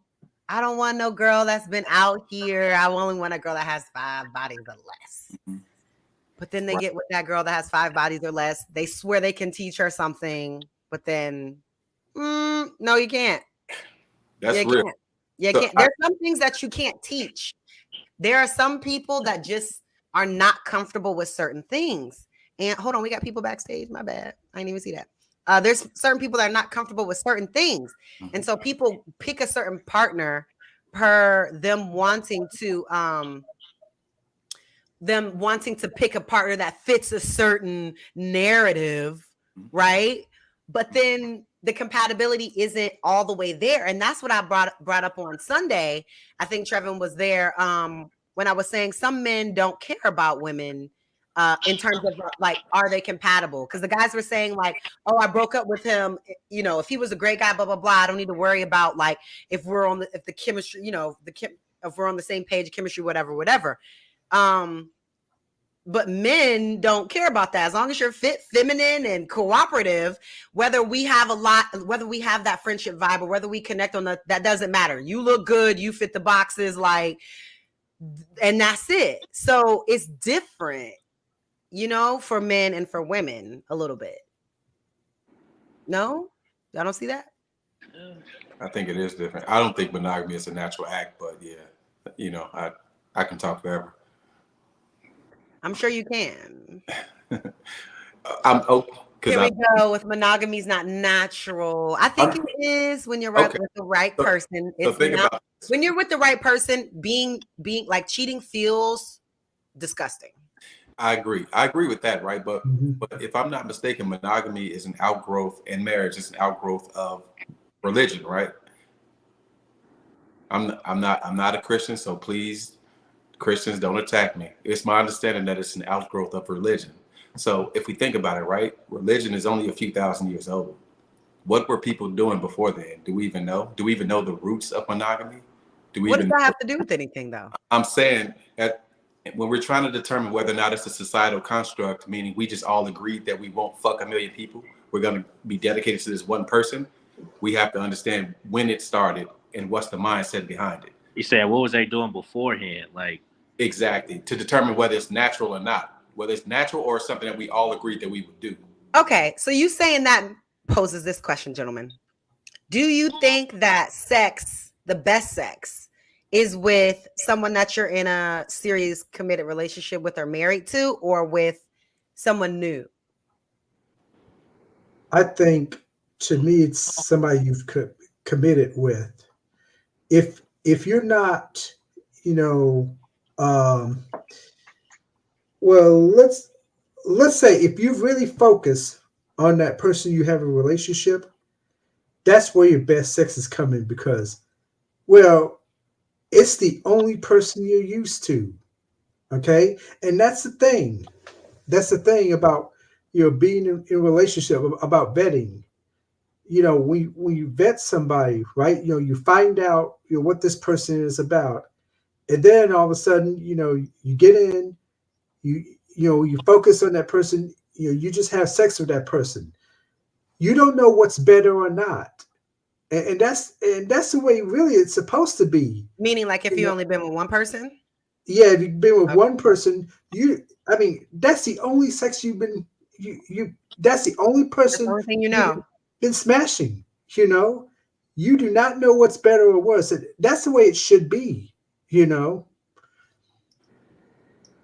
What do y'all think? Y'all want to answer? Brian, Trevin, y'all want to answer? Do y'all think? I mean, I'll give a quick answer because it seems like Sean is out on an island by himself.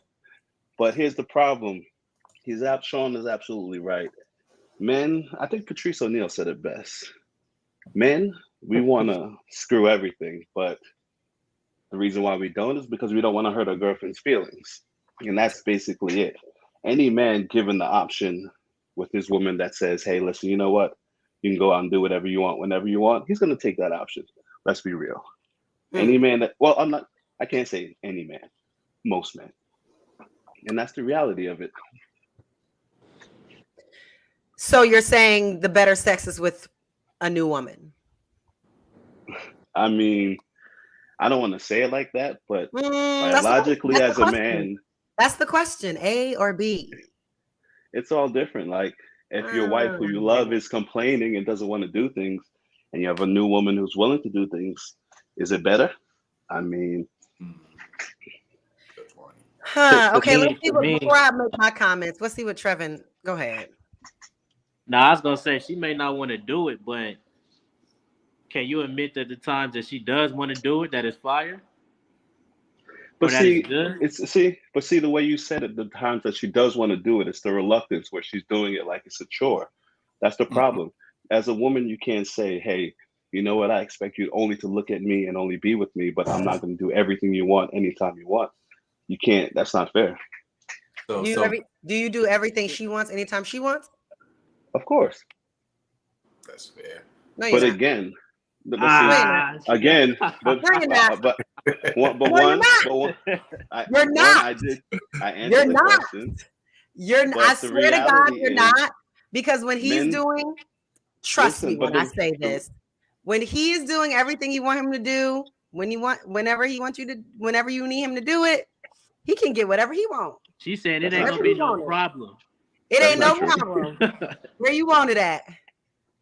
Not true. That's what I'm saying. Y'all men start the relationship doing all these things. Then time goes on, you stop doing all those things, but then you think, oh, why doesn't she want to? Yeah, but why don't you do the shit that you used to do? That's my issue with women. Y'all do that. Why don't you do what you used to do? I wrote you used to give me flowers. You used to just eat me out randomly.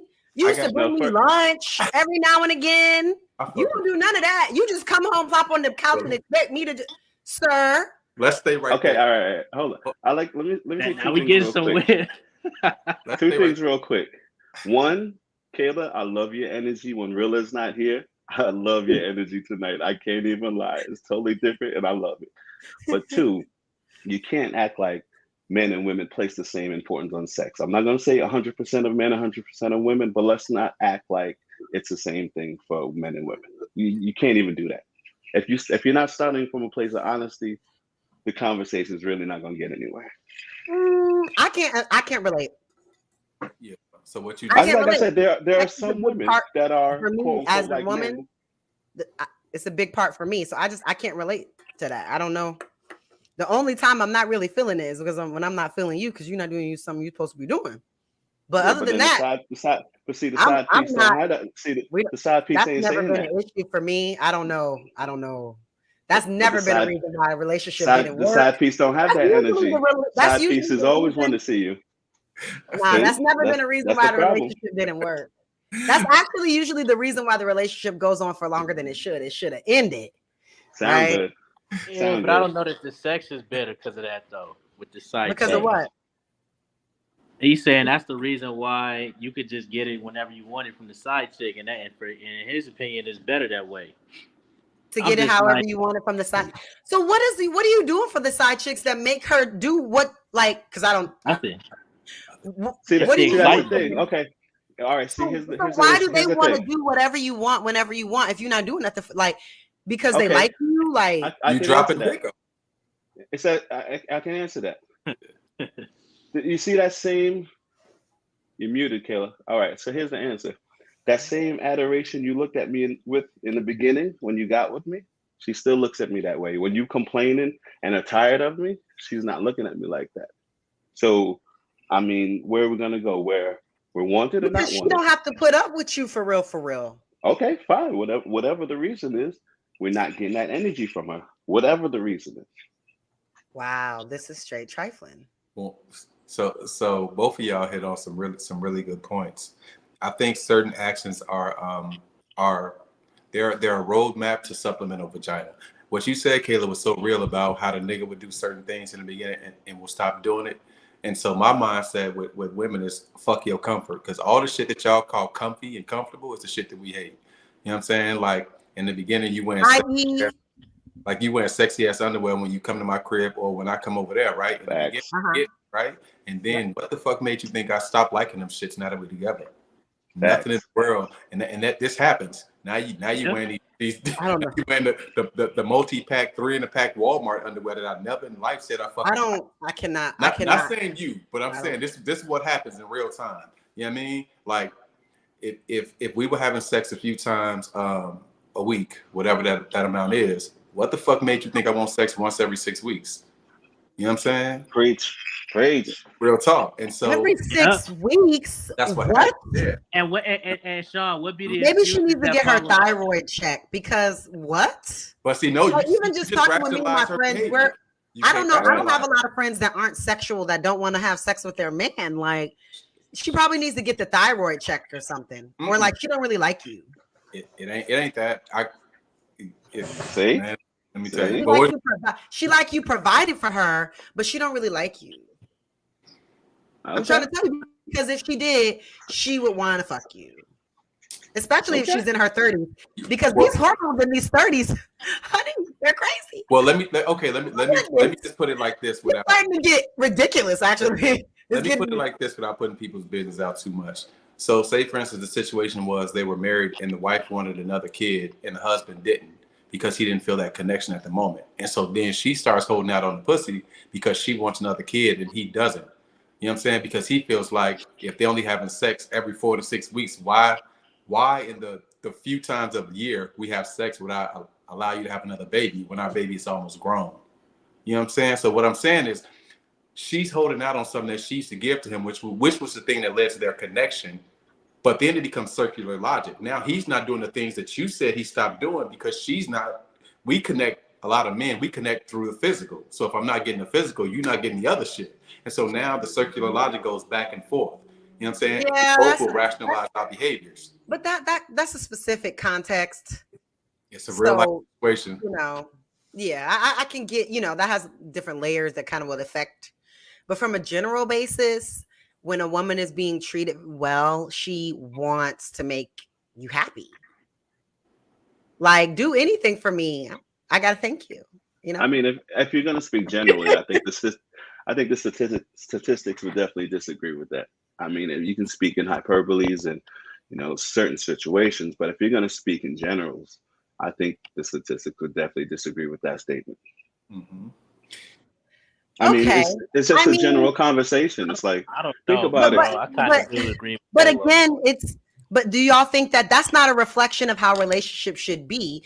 That's a reflection of people in the wrong and bad relationships.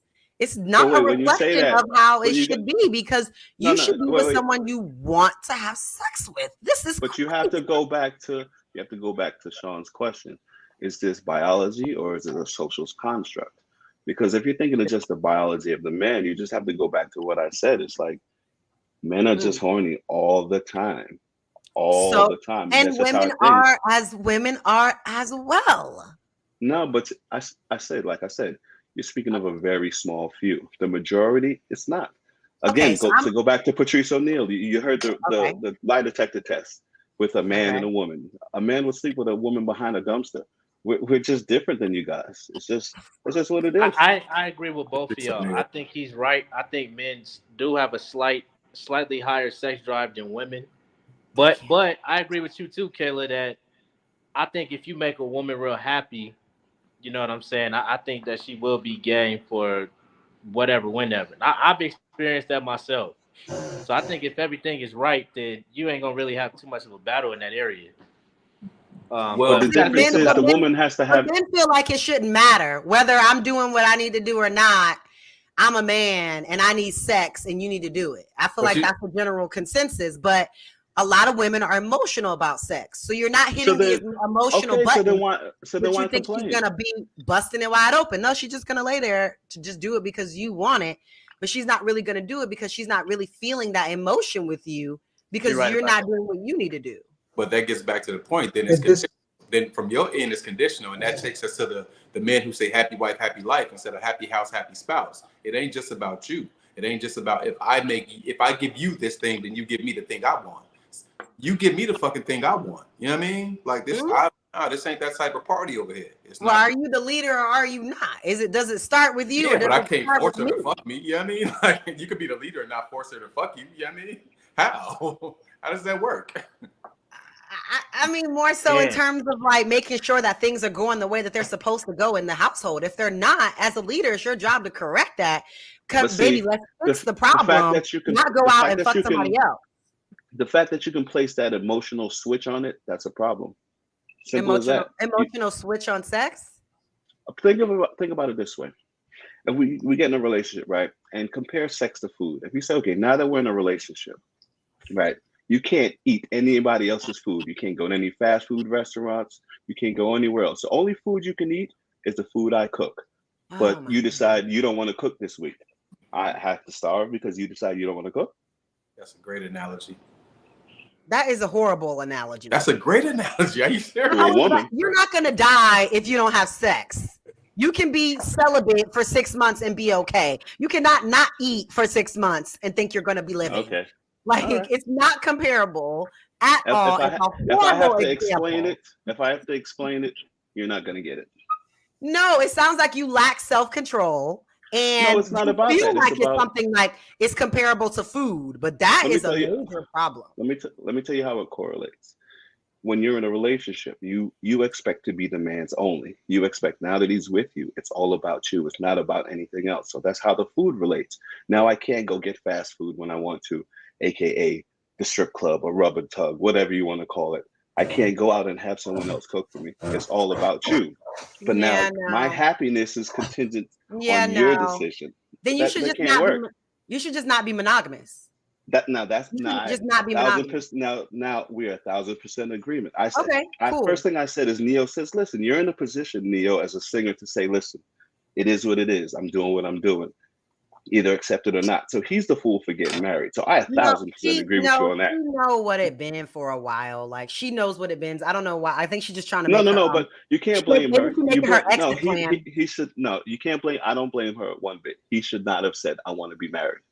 of course she's going to accept it, thinking maybe I can change him or he'll change. So I see why she did it. There's men out there, and there's people that do marriage.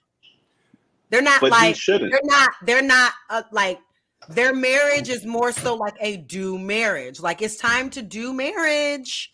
And then when they're not together, it's like, whatever. And then there's people, like, there are people out there like that. And I think that that's what they were.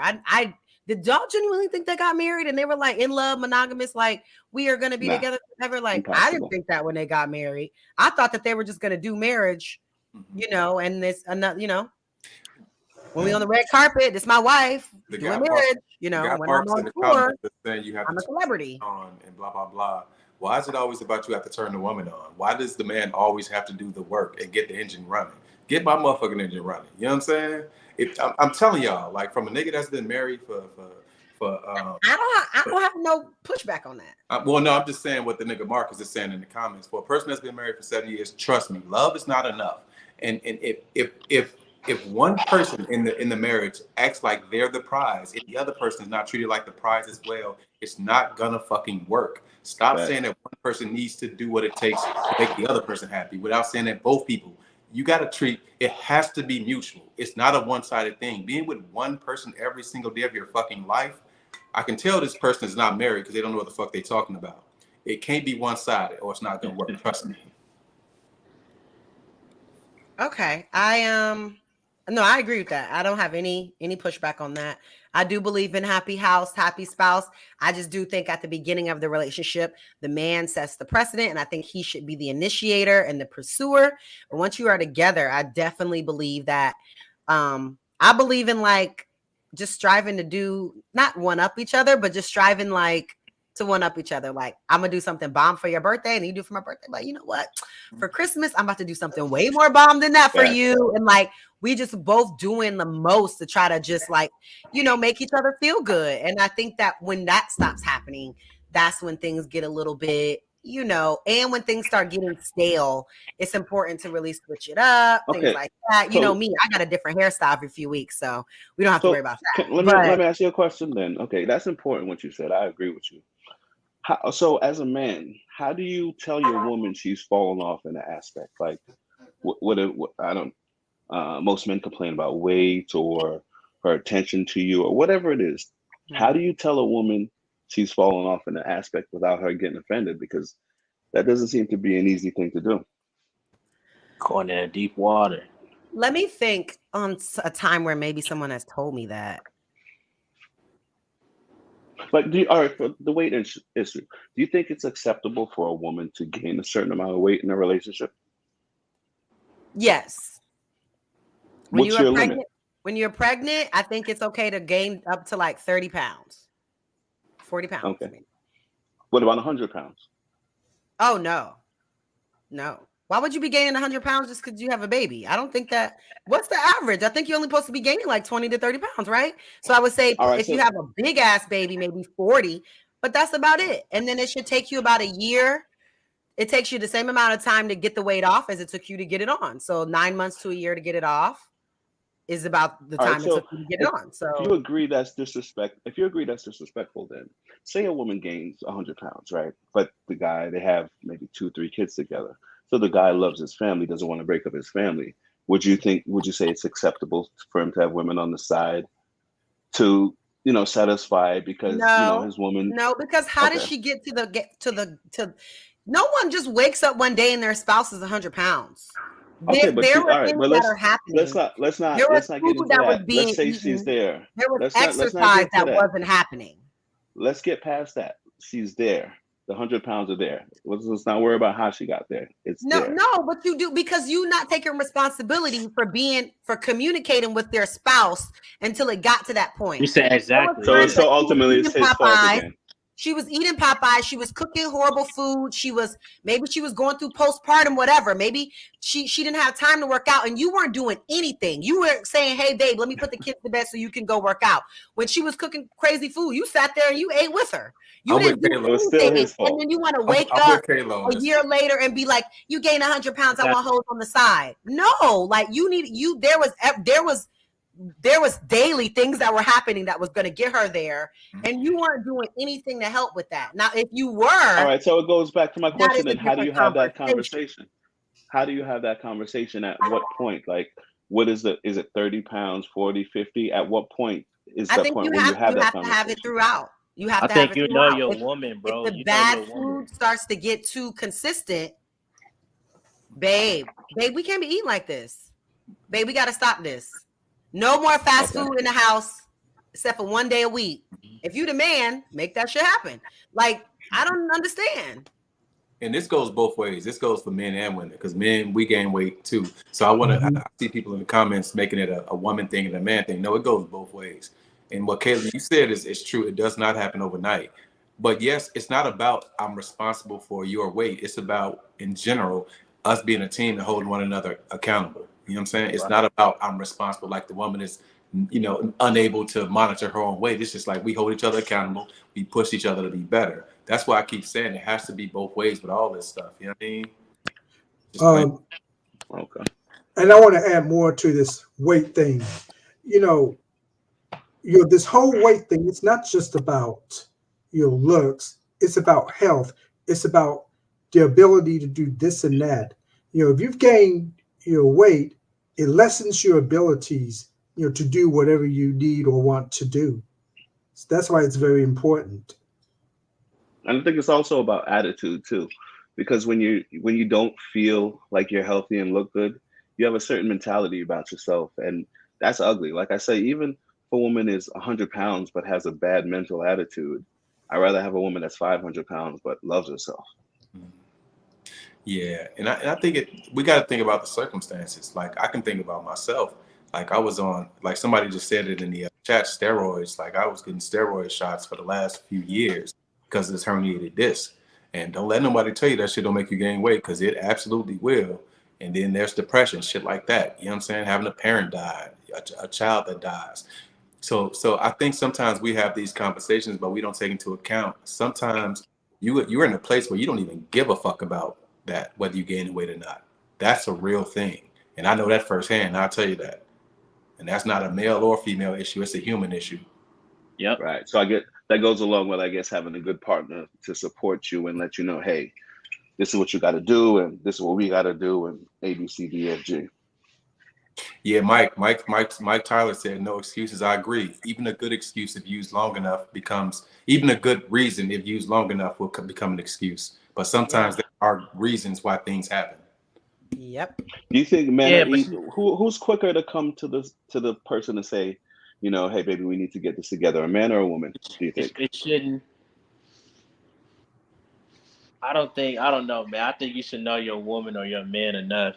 Like, we assuming y'all got some time in the game and y'all have been in a relationship. Y'all comfortable with each other, right? This ain't like some new chick I just met and I gotta go up to her and tell, like, can you imagine that somebody you don't know and you gotta try to break it to them they overweight or make some sort of a comment like your woman.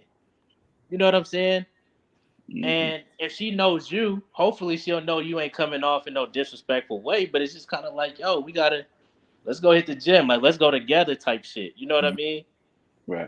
Even yes, working out with your spouse is it's very sexy working out with your spouse too, especially when y'all both like really be getting into it and be sweating. Does it not give you like flashes to like other things? And plus, for everything else, before we get to the workouts, it's about nutrition. Long before that, so that's the low hanging fruit. You know what, Sean? That's the biggest part in the Black community.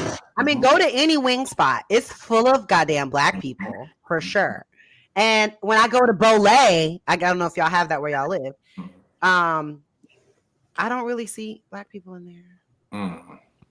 Where they got the healthy, they got the black rice and the healthy food. I don't. Right, and so you can be the person that promote the healthy lifestyle. Maybe at Chick-fil-A though. Right, you can promote a healthy lifestyle in your household without it being an attack on the other person. You know, you can take the lead. You ain't got to be like, yo. What's up to the panel? I had called in. I know you was curious about what I was saying. I want to provide clarity at all times. So, what did you think I meant by that, Sean? Bro, I forgot what the comment was. I ain't gonna need help. No, what I was saying though, like, I am married. I've been with my wife 13 years, bro. We got 2 kids, 1 on the way. You feel me?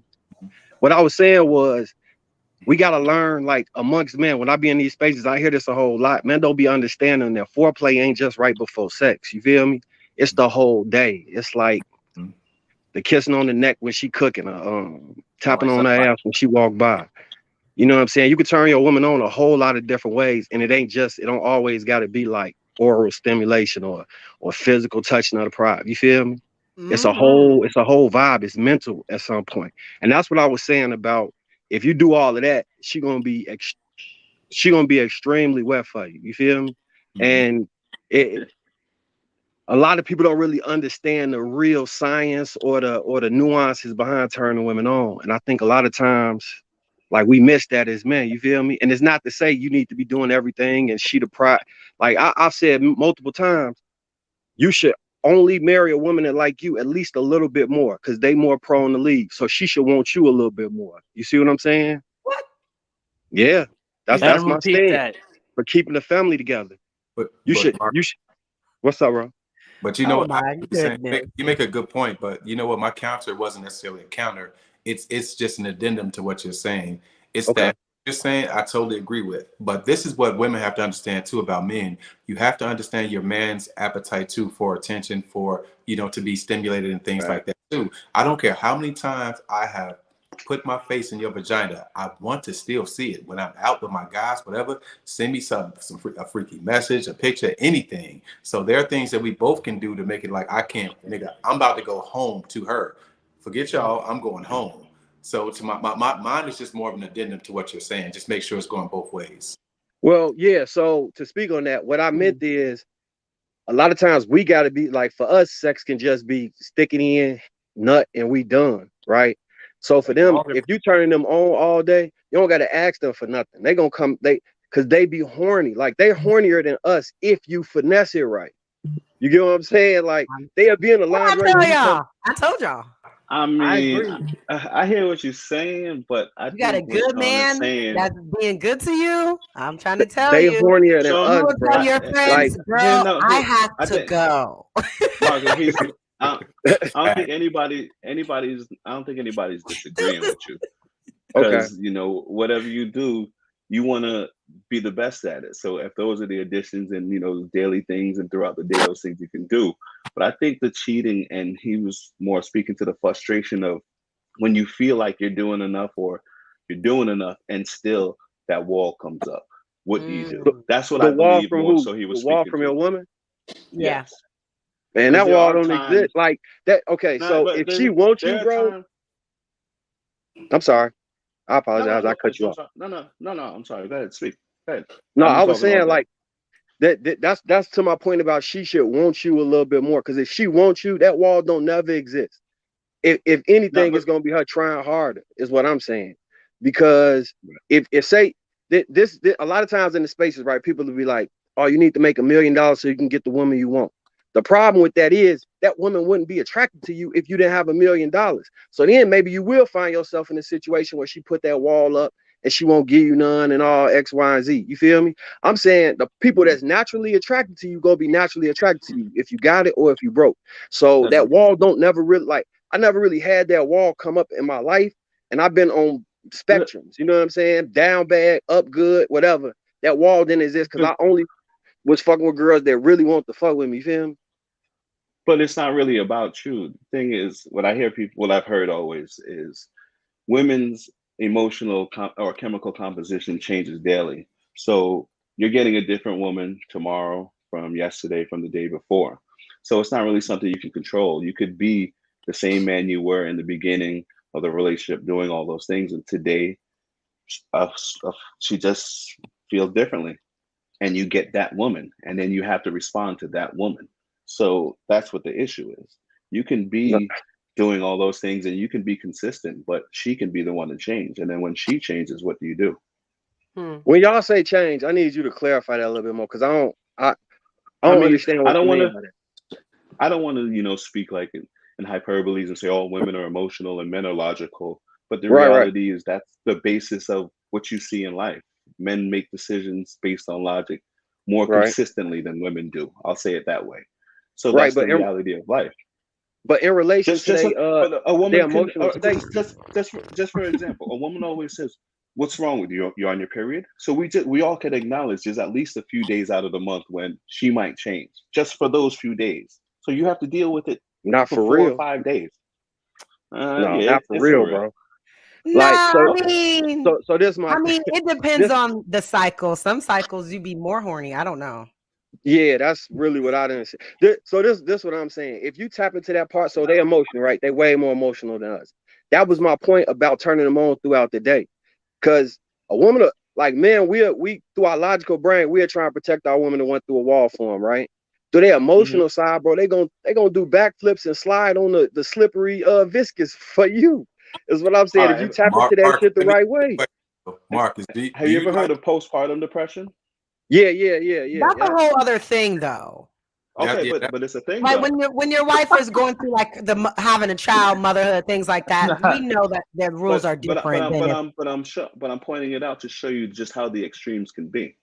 Right. So in that case, that's something a little different. I agree. That or menopause. I haven't experienced anybody go through menopause yet, so I can't speak on that. We got 2 kids. We got another one on the way. Depression, look, funny story. I went to go visit my daughter, right?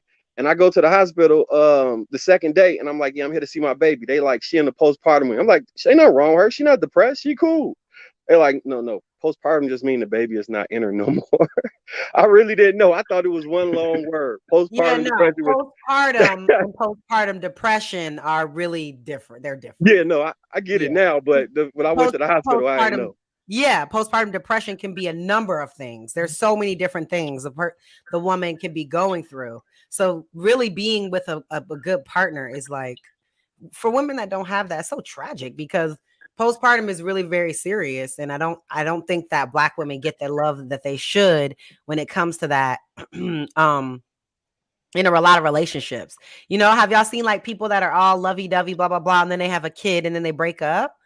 To me, I feel like it's like you cheaters that are like, I can't get right now, so I'm about to go somewhere else. You know what I'm saying? This is a hard time. It's hard shit you got to go through, and you got to fucking have some self-control and fucking stay 10 toes down and figure out what your woman needs in order to get through that time. I mean, it's freaking traumatic. People die doing this.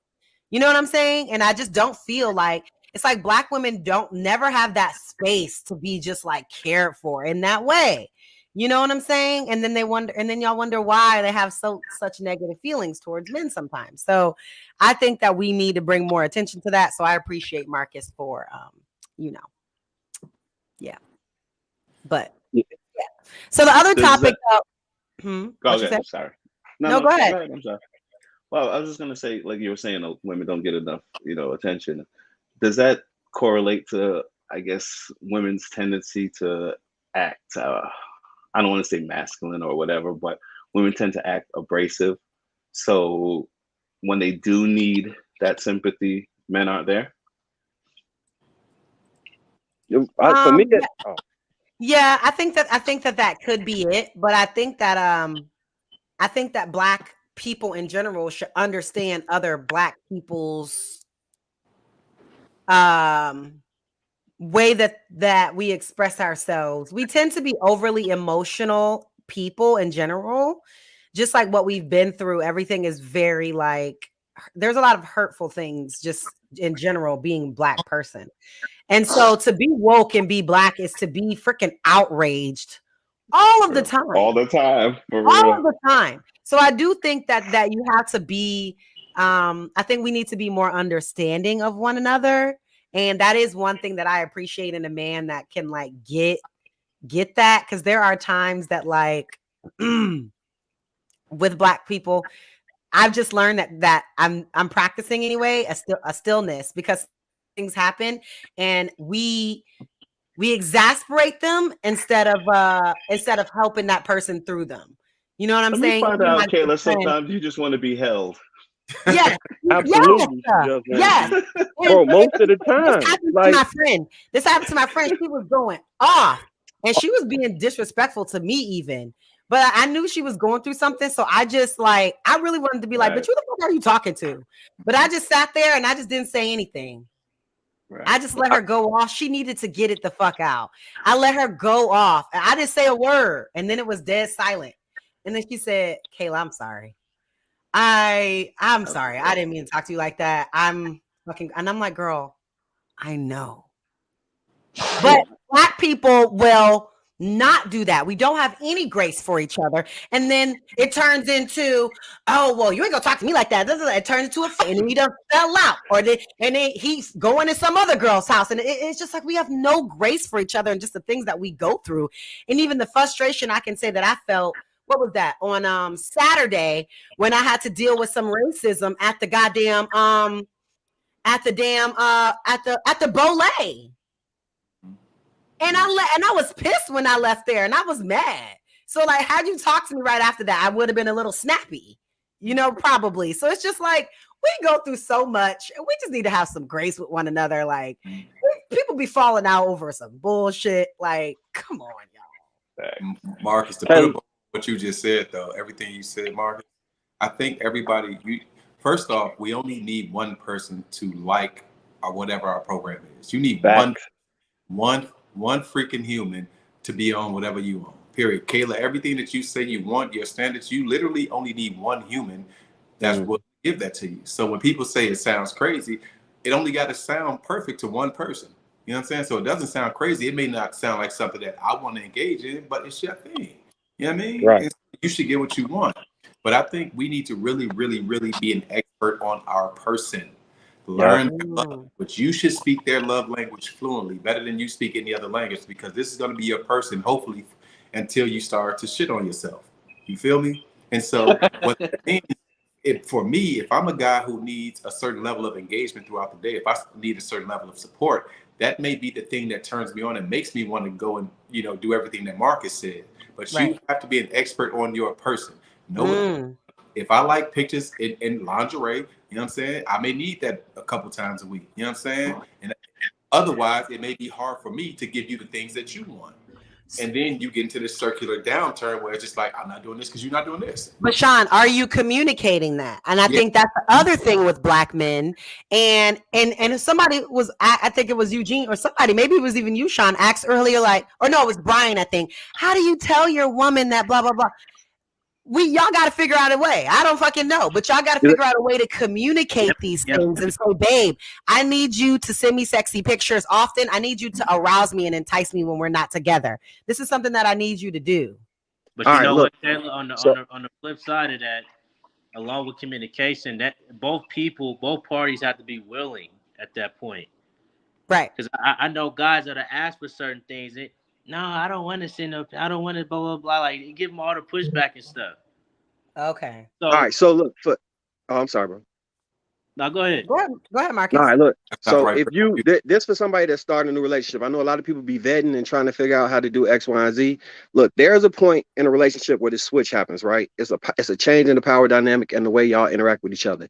It's from when you're trying to date her to she give you sex, and then she's trying to stay around. All the things that she wanted while you were trying to get sex from her, she taught you how she wanted to be treated. In the portion once that switched and you had sex with her and she's trying to figure out how to stay around, that is when you have to clearly explain what you want, what you expect, standards, boundaries, and how this relationship will go. They control access to sex, right? You control access to a relationship. You have to be clear and concise in what you want. You may have to repeat it. You may have to regurgitate it several times. You have to train that person in exactly what it is that you want. But if you do that and do it from a reasonable, logical mindset, right? Like, hey, let's just say, for instance, you only like her to wear pink. Okay, well, we're going to phase out all the other clothes you wear till we get you just to this color pink over the space of 8 months. And this is the plan. I'm using it as exaggerated example. What I'm saying is, if she wants to stay around you, she will only wear pink from that day forward. We give our power away by being happy with sex and then just getting a relationship, and then she do whatever and you like, well, at least I'm getting sex. And then she start acting crazy. And you like, damn, why is she crazy? It's because you gave her no direction and she was searching for how to get the reaction out of you that she got from the very beginning of the relationship most times when you was trying to have sex with her. That's why you have to start how you finish, because you can't flip it after that. That's how you end up with a crazy chick. Did that make sense to y'all? Lazy shit. Yes. Sex. Makes a lot of sense.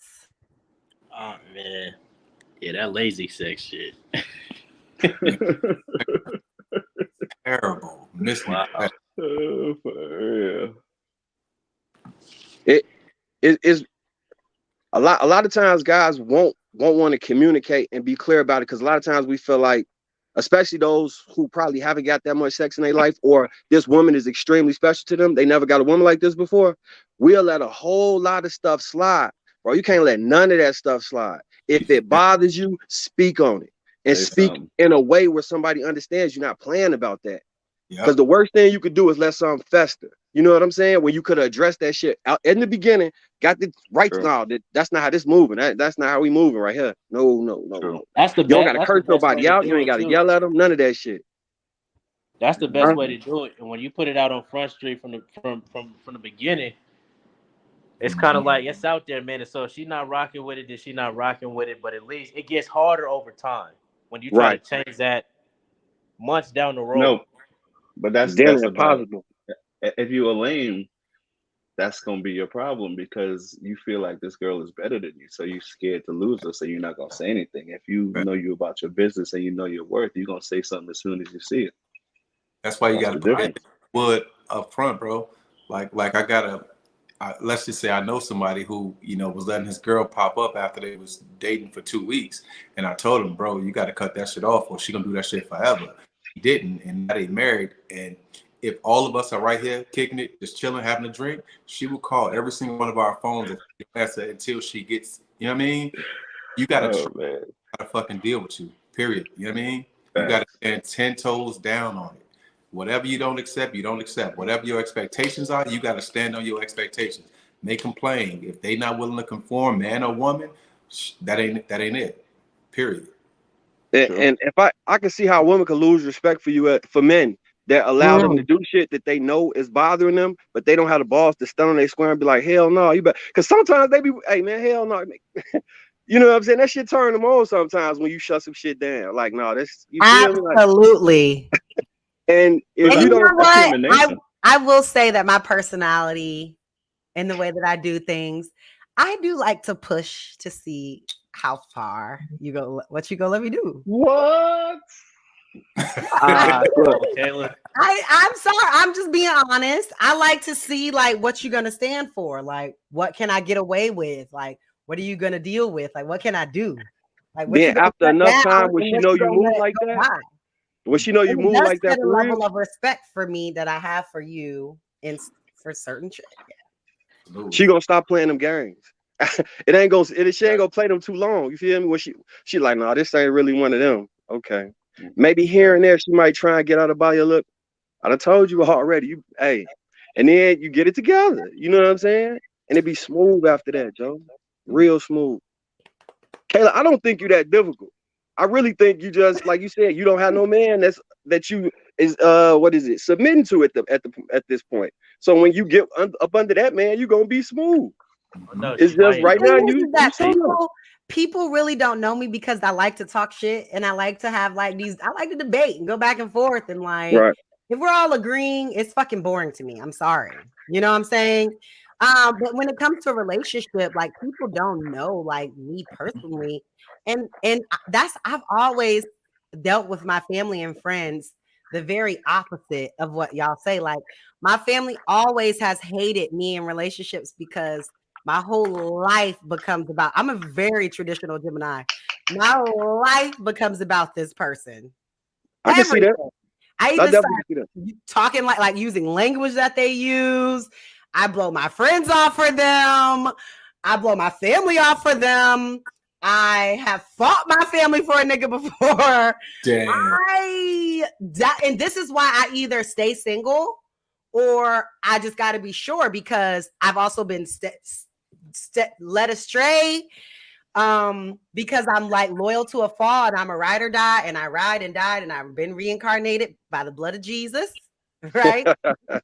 What was the one quality the man had that made you fight your family? I'm not going to assume it was the D. I'm not going to be shallow. So I'm going to ask you, what was the quality that this man had that made you go against your family? Because I hear you talk and I think you love your family. I love my family. Okay, so the quality that made me go against my family, I guess, would be that like he really accepted me for me and like all my different layers. Like I have my corporate side. Thank you so much. Oh, absolutely. Phenomenal. Right.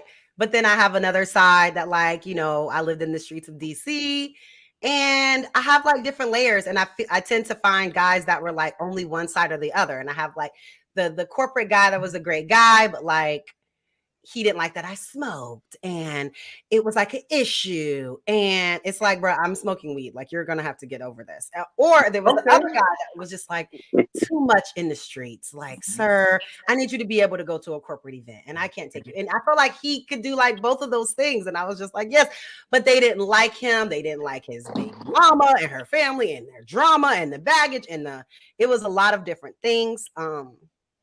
And he was also a felon for like white collar crime and stuff like that. So they didn't like him. Okay. But I don't know. I don't know. I was being stupid. I don't know. So it was the D. Gotcha. No, I think she was saying everything, the energy. Like some people have it. That was a part of it. Energy that just radiates. And when they feel it on the energy, right? Yeah. So that shit radiate different. And when you draw somebody in your sphere, like somebody might be down and be like, oh, that's mind control, the way somebody be up under you. But it's really shit. They just fuck with you that hard and they understand your story. Like, that's you know what I'm saying? Like, I don't give a fuck what y'all talking about. It's me and him against the world, or it's us against the world.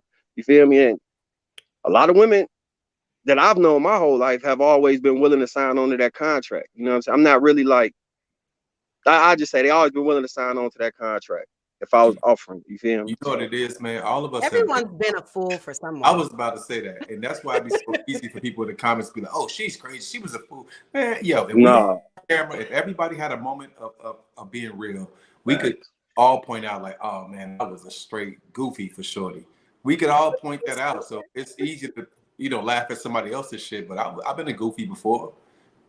I mean, I had my moment at 13. Shit, I regret that shit to this day.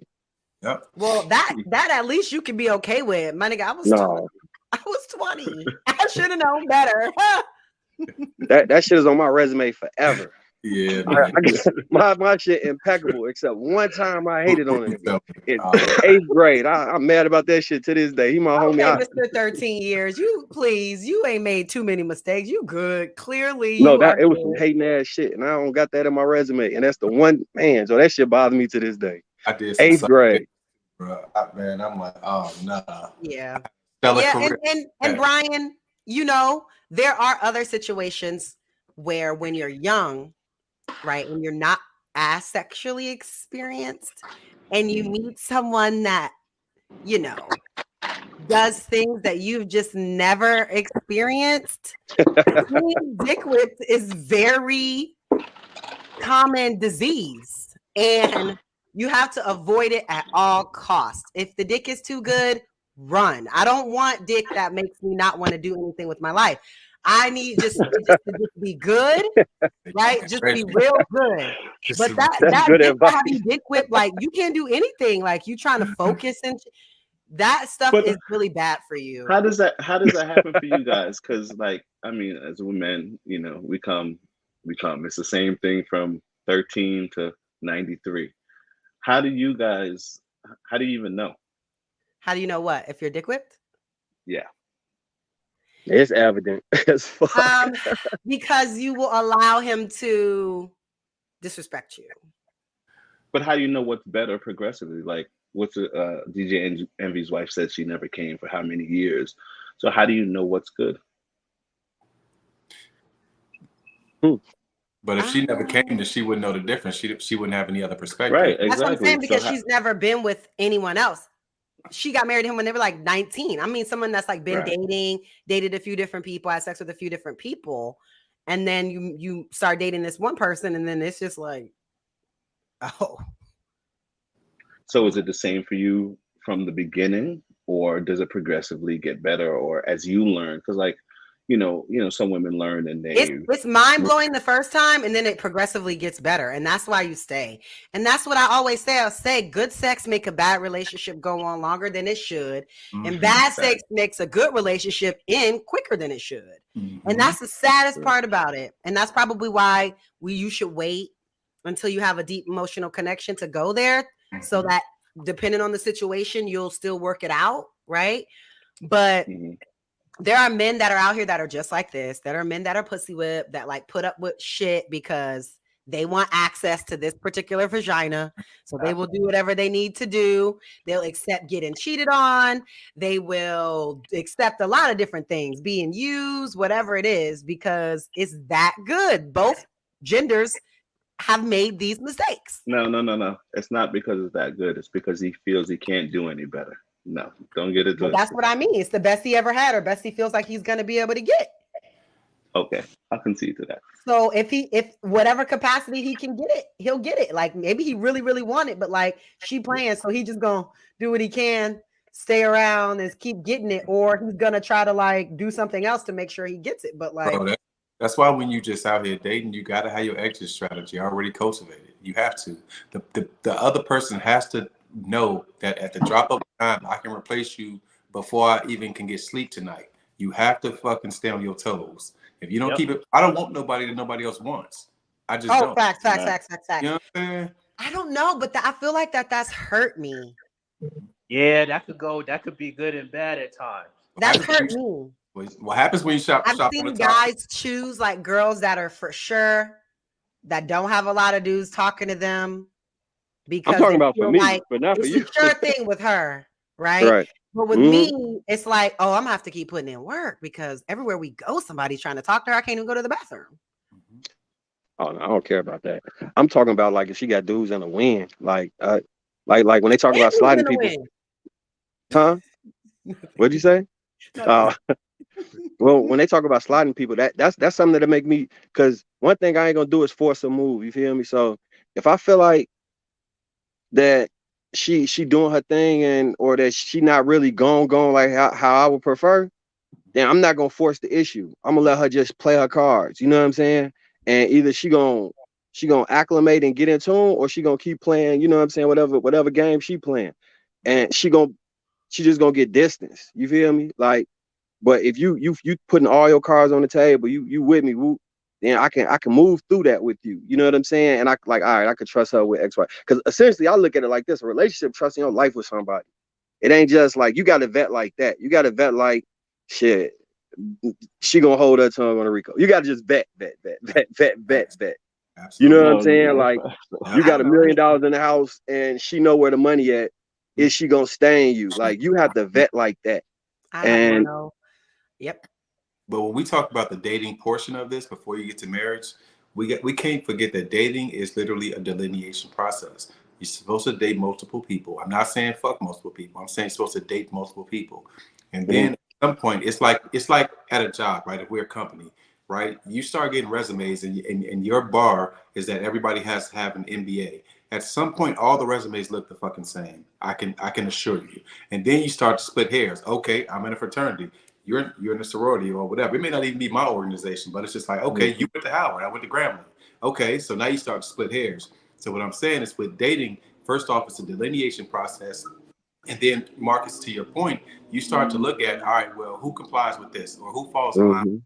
And you have to be very judicious with these things. We're so quick to jump in. First off, we're quick to go on dates. Don't be in such a rush to go on a date. Don't be in such a rush to fuck. Don't be call my phone. Just call my phone. Exactly. Don't be in such a rush for everything. You know what I'm saying? Ladies, don't waste lashes if y'all haven't had a few conversations. Right. There's no reason to waste no lashes. We don't even really know him. Get to know him on the phone for free. With your hair looking a mess, and you don't even need to worry about it. And just get to know him as a person. Wasting lashes. I'm telling the men, be judicious with your time and with your resources, bro. Long before you think about, like, make her get to the point where you feel like she's worthy of you taking on a date, and the woman should be doing the same thing. Now he's worthy of me taking him. He's worthy of lashes. Exactly. So I agree with that, man. Bro. Don't be thirsty. A long time ago. Man, if you don't get the damn lashes out of here, nobody want to. I'm just joking, but no, I know. lashes get expensive. Anyway, no, I totally agree with that. I'm big on like talk on the phone for a while, really get close, get to know each other, ask them like pivotal questions, things like that, and then we'll see if like we can get to the date. We'll see if that's something that we can do. Absolutely. But I definitely don't believe in giving people my time, and I think that it's also dangerous. So I think that the best thing you could do is get a lot of information. So Kayla, how long you gonna make a dude talk to you on the phone before he asks you to take you out? Shit, if I call you, you going out the next day. That's how I'm gonna ride with it. If I want to go out with you, going out the next day. I'm not though. I'm not.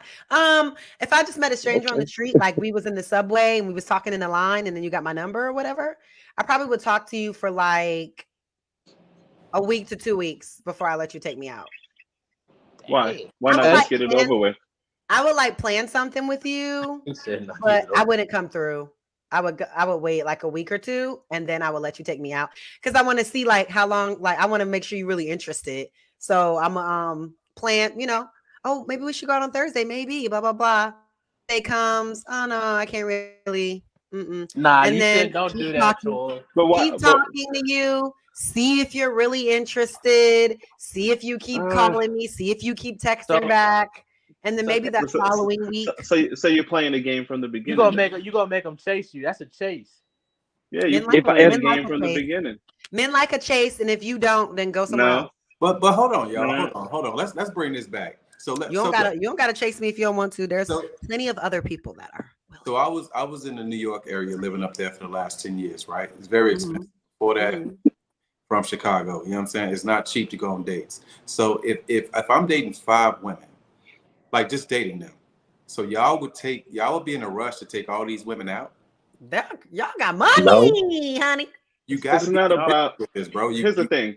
Everybody when you get to be I guess if they're taking these girls for coffee, then I guess they do got it. This is how I feel about it.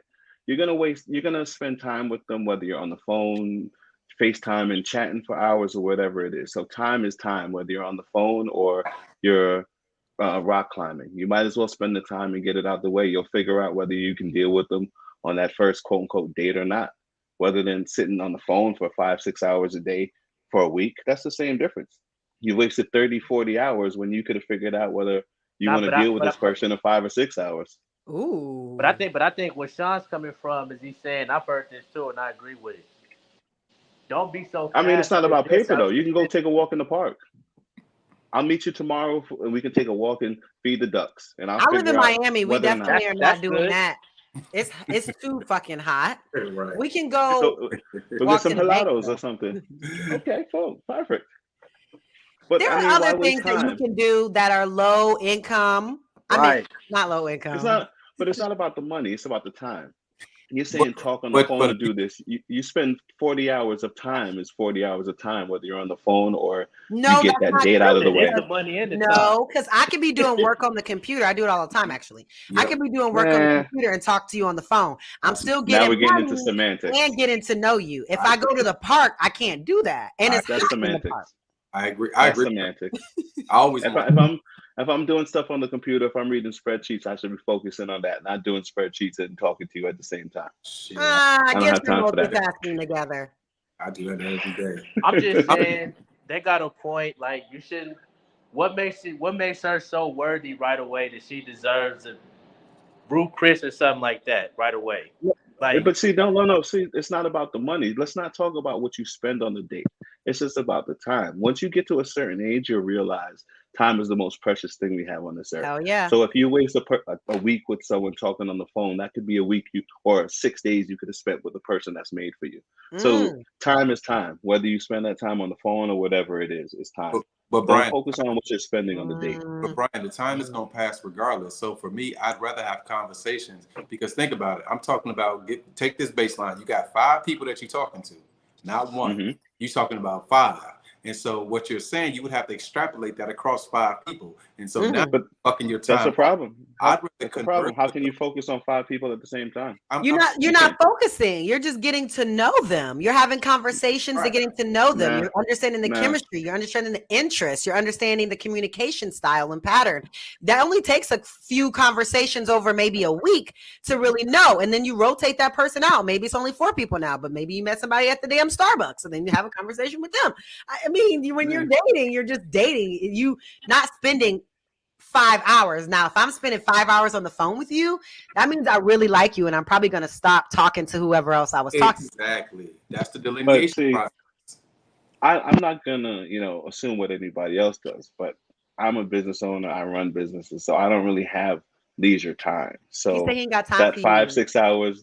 No, I'm just saying 5, 6, 4, 3, 4. I don't have that time. So maybe that's something, a luxury other people can afford. I just can't afford that. No, but I'm an entrepreneur too, so that don't even matter for me. Like, so say for instance, so this is my thing, right? And so, I want to know that I'm not going to waste my time on some awkward fucking date when we go and sit across from one another. I don't want to waste time and money simultaneously. I want to be sure that me and Kayla got a connection and that, this makes sense for us to go forward. Because think about it.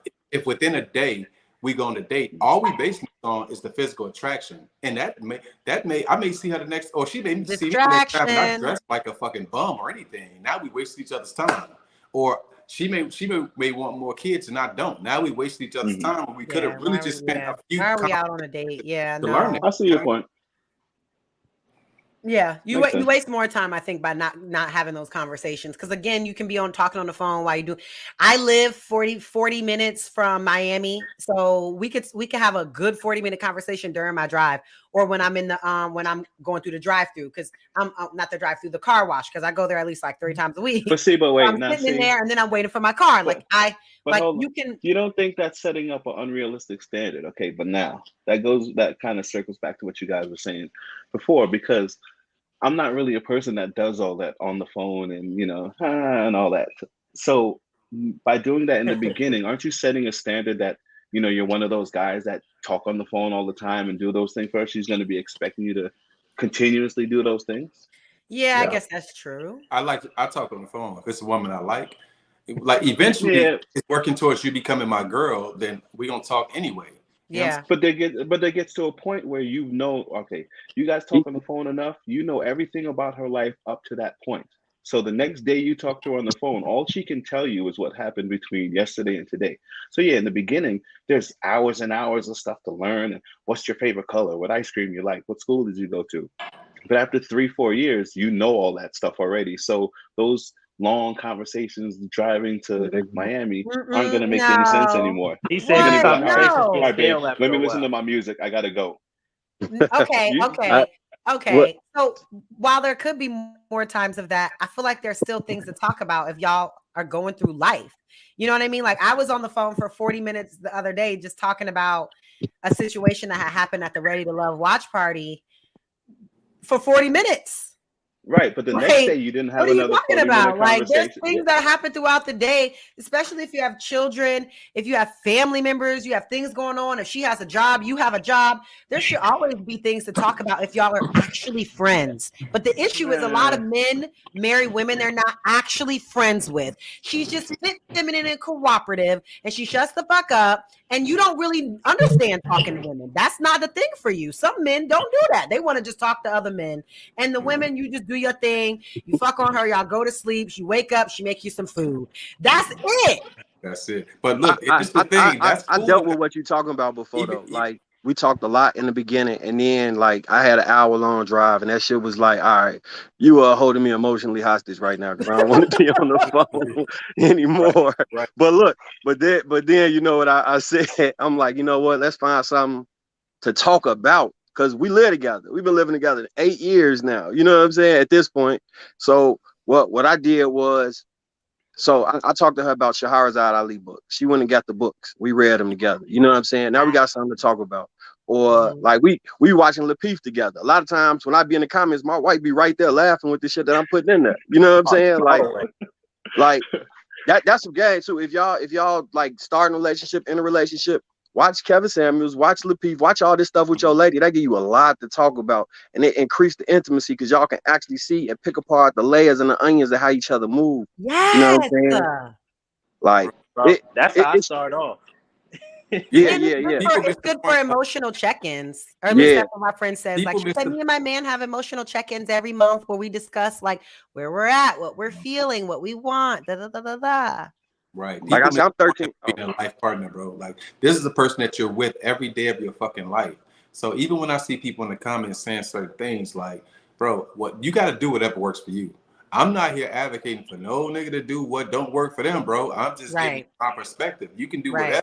You can never talk to your chick, bro, and I don't give a shit. It don't affect Look, I can't. When I went to go get something to smoke, I seen the comment talking about I'm a simp or whatever. I'm like, bro, you have no idea. Don't worry about it, Marcus. It's people that are single and lonely. People that are single and lonely that say stuff like that because other happy married men are identifying with you and they are not saying that. So don't even worry about that. But let me just put this in their ear real quick. Okay. The dudes y'all be looking up to, I train them on how to be men. And that go for a lot of the rich NBA niggas that y'all look up to. So I gave them when their relationships weren't working right, I'm talking to them, giving them how to make this shit go smooth and keep their money and not get hit with this prenup. So it might be levels and layers to this. You feel me? Like Kayla always say, there's people move in different circles. The type of women that I've been dealing with my whole life, y'all never seen. And I don't even got no Instagram for real. No access. Like I grew up in an era where you gotta walk and talk up, like, man, Joe, we gotta walk and talk to them. Ain't no DM, like I don't even got no DM game. If I don't see you in person, it ain't gonna happen. Marcus, where you from? You keep saying Joe. I'm from Chicago, 16th Homer, Joe. Holy City. 60th and Vernon, then I moved to Morgan Park. Yeah, I went to Winnie on too. Okay. When you say Joe, ain't nobody else say Joe besides us and DC niggas. Yeah. Shout out to DC in the building. Love that. That's DC made me for real. But a lot of y'all be in these spaces, right? And y'all listen to the things that some of these talking points be on point. Like they have aspects of the truth in them, or if not 80% true. But that 20% nuance gonna keep your ass single, a virgin, or with no kids and no family, because you need nuance to things. Everything ain't just cut and dry. Like how you can't just pull a Carfax and understand everything that happened in the car. That car could have been involved in the shooting last week. That ain't gonna show up on there. You know what it is, you know what I'm saying? Now you driving around and get your goof ass blowed down just because you think that Carfax is the end all be all. It don't work that way. It's nuances to life. Going off these damn talking points. In reality, it don't even work like that. These niggas is a bunch of squares who swallowed a handful of red pills, and these are the same niggas who chicks that, you know what I'm saying, we was running through, and now they got a bunch of red pills. Now they online talking like they that. You ain't never been that nigga, my nigga. We always been smashing that, bro. Because men that are really like that dude, they don't talk about it like that. They don't feel the need. Bro, hey, you said a mouth. Hey, yeah.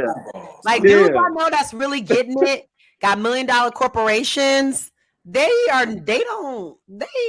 do not. You never know. They actually don't even know about the manosphere. I asked one of them, is my mom's coworker. He makes like $200,000 a month doing insurance, and I was just like, "Oh, have you heard of Kevin Samuels?" He's like, "No." Yeah. Look, this chick put me on. This chick I used to work with put me on Kevin Samuels, and then I found out about incels, and I thought that was the most interesting thing ever.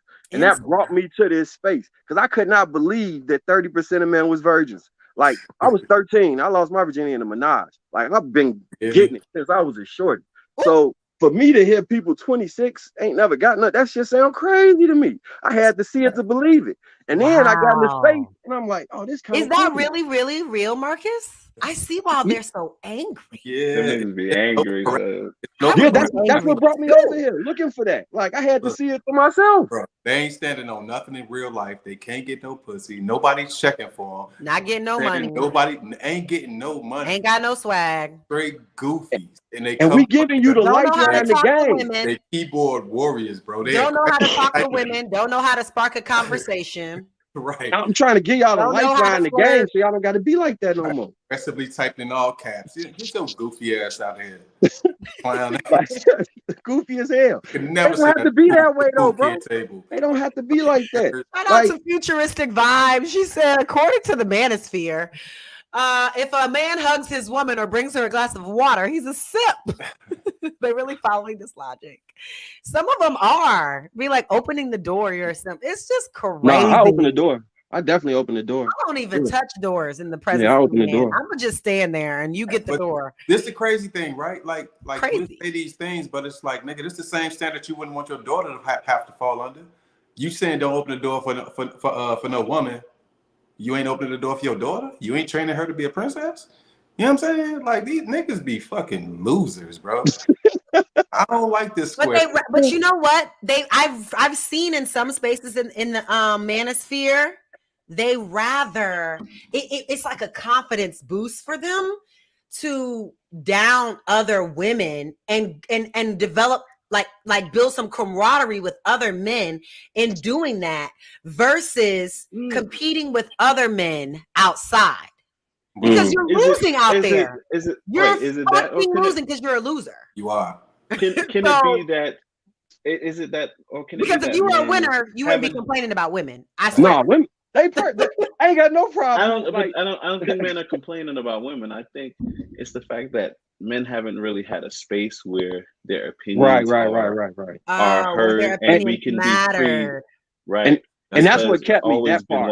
It was like therapy for, just different things men go through. But that specific portion of it, hating, or not even, I ain't gonna say hating, but the disdain, like outside of like our moms, I can't see many of us having experienced that much tumultuous stuff with these women. Like if you got a lot of experience with women and this is the results you getting, that's not the women, bro. Right. Keep it 100. If you consistently having them same type of results, it's not the women, bro. Right. Like that's got a lot to do with you. People can say that feminism is the space for women event or something like that. You know what I mean? That don't mean that the shit ain't goofy. You know what I mean? That's true. So just because niggas is venting, I don't give a fuck if they goofy as fuck. And you can tell these ain't trill niggas that been through real nigga shit. You know what I'm saying? You can tell. That like Jay Prince, they be on his bumper. I be in the background like International Pookies Unite. You feel me? Because look, I be caping for Jay Prince be making sense. He make a lot of sense. Like Jay Prince for president, and then sometimes I'll be like, Jay Prince, what the fuck are you talking about? Yeah. Sometimes he be tweaking, but I'll be like, hold on. What they mostly be attacking him for don't be the stuff. It just be same thing they probably attacking me for. Jay Prince got experience with women, and when you do, it's gonna come off differently. You're not gonna sit there in the He-Man Women Hater Club and be around players. It don't work that way, bro. We don't try and exclude women. We gonna bring them around us. You know what I'm saying? While they sit around in the sausage fest circle being angry and shit. And look, we used to go to the club.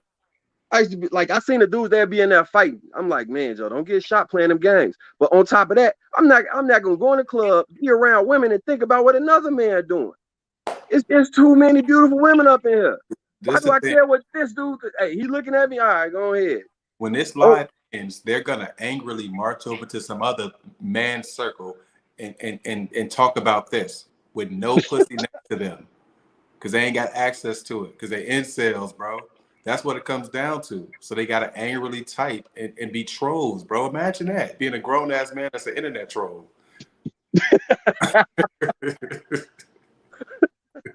It's a lot of them out there, though. It's a lot of them out there. Because I still feel like they could be redeemed. Like I think it's redeeming qualities of people. You know what I'm saying? Maybe I'm naive in that way. I just feel like sometimes it's the women's fault. It's the women's fault because it's the woman's fault because nothing make a man get his shit together like get some good pussy. Y'all need to have a whole group of women that just go out and just start dealing with them incels, break them off something, make them realize what they're missing. They'll get their shit together. Bro, that's what prostitutes. They gotta go pay to play. They gotta go pay to play. These niggas. Yeah, that's what I'm saying. But they don't have no money. They ain't got no money though. They ain't got no paper. What KS you say? You gotta pick a struggle, bro. You gotta pick a struggle. This a 501c. Y'all can write this off on your taxes. It's a non-profit. This shit said a 501c. This is a straight charity. We want to see y'all do better. That's it, man. We just trying to give y'all some game so you understand. I can't really see the comments. I'm probably getting flamed, but really, I got the best intention for y'all. I'm trying to give you some game on how to have a great life. My uncle, you feel me? He kind of has some of all the happily married men that I see, whether it's cruise season, whether it's like 8 at the table, like the happily married men I see are not the ones like. Well, we have our few people that seem to care a whole lot about single women, but we see with the married men that they aren't the ones talking like that crazy. You know what I'm saying? They're the ones that are the level-headed, that see the both sides of different things, that understand the different things. That but is that because they chose the right one? Okay, this is my thing. I truly believe if you back to when you were saying what feminine fit like if you hit my prerequisites, I can make you the woman I need you to be. Like I just need you to hit my prerequisites. The kind of man that can do that. Right. And that's why people have the problem with me, because they think that I'm gonna let you do that just because you got a dick. Nah. But you weak. And I eat weak niggas for breakfast. Sorry. And that's what it goes back to. This is what we teach our daughters. You got to have a certain standard, and I'm not letting her come down off of her standard for nothing. You know what I'm saying? So it ain't fair for me to tell you to come down off your standard. And niggas will say that's some simp shit. Nah, I'm a fucking father, nigga. Yeah, I'm a father too, bro. I got two girls. Oh wait, there's a difference between standard and reality. I think that's the main thing about the manosphere. It's like, yes, everyone could want what you want, but you have to be realistic, because you'll get to a certain point where if you say, okay, you know, I don't want to be cliche, but you know, bad bitch energy, whatever it is, and you have that, but then you realize most of the women that are 35 and single, that are childless, they're so depressed. You know, you get to a point where you got to be realistic. That bad bitch attitude is going to get you depression, and they're so horny. you kind of have to be realistic. And they're horny. I totally and that's the problem, because the 30s are really the actual childbearing, quote unquote, like 25 to 35, or honestly the full 30s are the childbearing years, and the hormones are crazy. So when you're there and you're doing good in your life and those hormones are going crazy and you're not, and you're single, I think that drives a lot of women to do things that they really don't want to do just because they want sex and they want intimacy. And so why not teach them the right way? So why not teach them, hey, that bad bitch energy is gonna get you where you don't want to be. So honestly, you know what, men might be fucked up and might be a double standard, but this is what it is. So if this is what you want, you got to do it this way. What's wrong with saying that? I think they use that as their armor at this point, like. Cause you will see, like, all right, what's shorty who mess with Puff? Carisha, yeah. Carisha. All of that shit went out the window when she got around somebody she was fucking with, or she, you know what I'm saying? She in the bleachers being a cheerleader at that point, cause she got the energy she was looking for and she acquiesced to it. You feel me? Like, I think that's the armor to kind of deter. Like, a lot of the men that look at Kayla and be like, man, I could never with Kayla. Like, if I was a single man and Kayla didn't want as much money and shit, you know what I'm saying? I would have no problem getting her together. Like, no. I date regular guys. No, I'm talking about like you want a 30,000 ring and all that. I'm not doing that. I would never do that much money. But look, that's like what that's not that much money. Nah. Look, Kayla. If you make it 120, 130, you're a single man, no kids. Look, I believe in the laws of compound interest. So I would rather stash and accrue to the point where when I have the money that my interest pays for any of my accessories, luxuries, and necessities in life, then I have the money to buy that type of stuff. And so I'm to the point where I can get 130 a year residual off of just interest payout. I don't have the money for none of that stuff. I get you. But that's like Cardi B, you know what I'm saying? But that's also not my end all be all. That was just what I had in the past with my ex. Okay. But I'm so open to something. We could go a little bit under that. I mean, you can still get good clean cut. You can still get clean, cut and clarity for like 20K. You can still do it for like 15, right. My initial point was you're not that difficult. That one parameter is the only thing that I think I would even, and that was like you say, it would be worked around. But men that look at women that like they use you a lot of times as the modern woman prototype. And I'm saying You can make her what you need her to be. You just got to be that type of person. It's not and that they're hard. just mad that they're not it, and so they get pushback. And I'm just like, but isn't that naive? Like the woman who says, "Oh, I thought he was gonna stop cheating when we got married."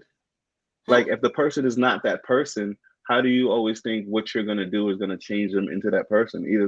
Either they come to you at that as that person, or they're not.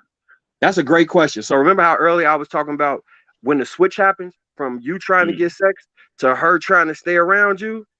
Before she's allowed to stay around you and continue, you got to get your program together. Right. And if you can't get it to happen within that point, you're going to have to move on. Right. And you have to want to be on his program. Right. But that's the same thing. You have to come, but I think we're saying the same thing, but in a different way. I agree. But you have to come to her with your program. She has to respect you from the beginning, and that respect has to grow. It can't be like, oh, you have to have an actual program. Right. You have and a lot of people don't. They're just out here willy-nilly raving about cooking and cleaning, and they don't even have a program. There's no actual plan. It don't got dates. It don't got any type of structure.